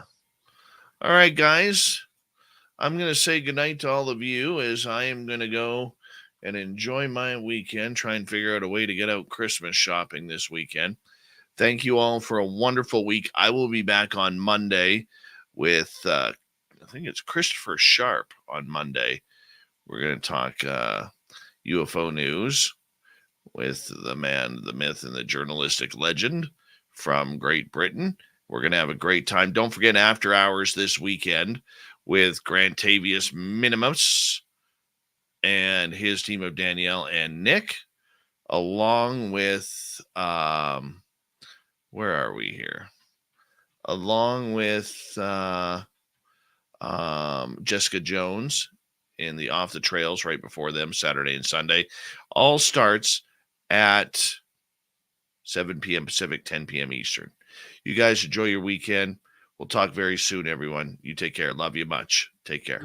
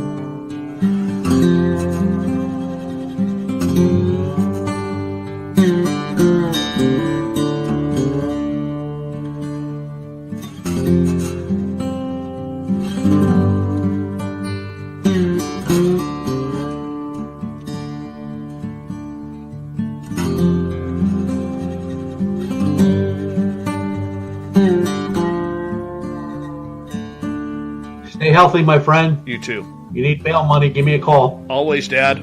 Take care. You too.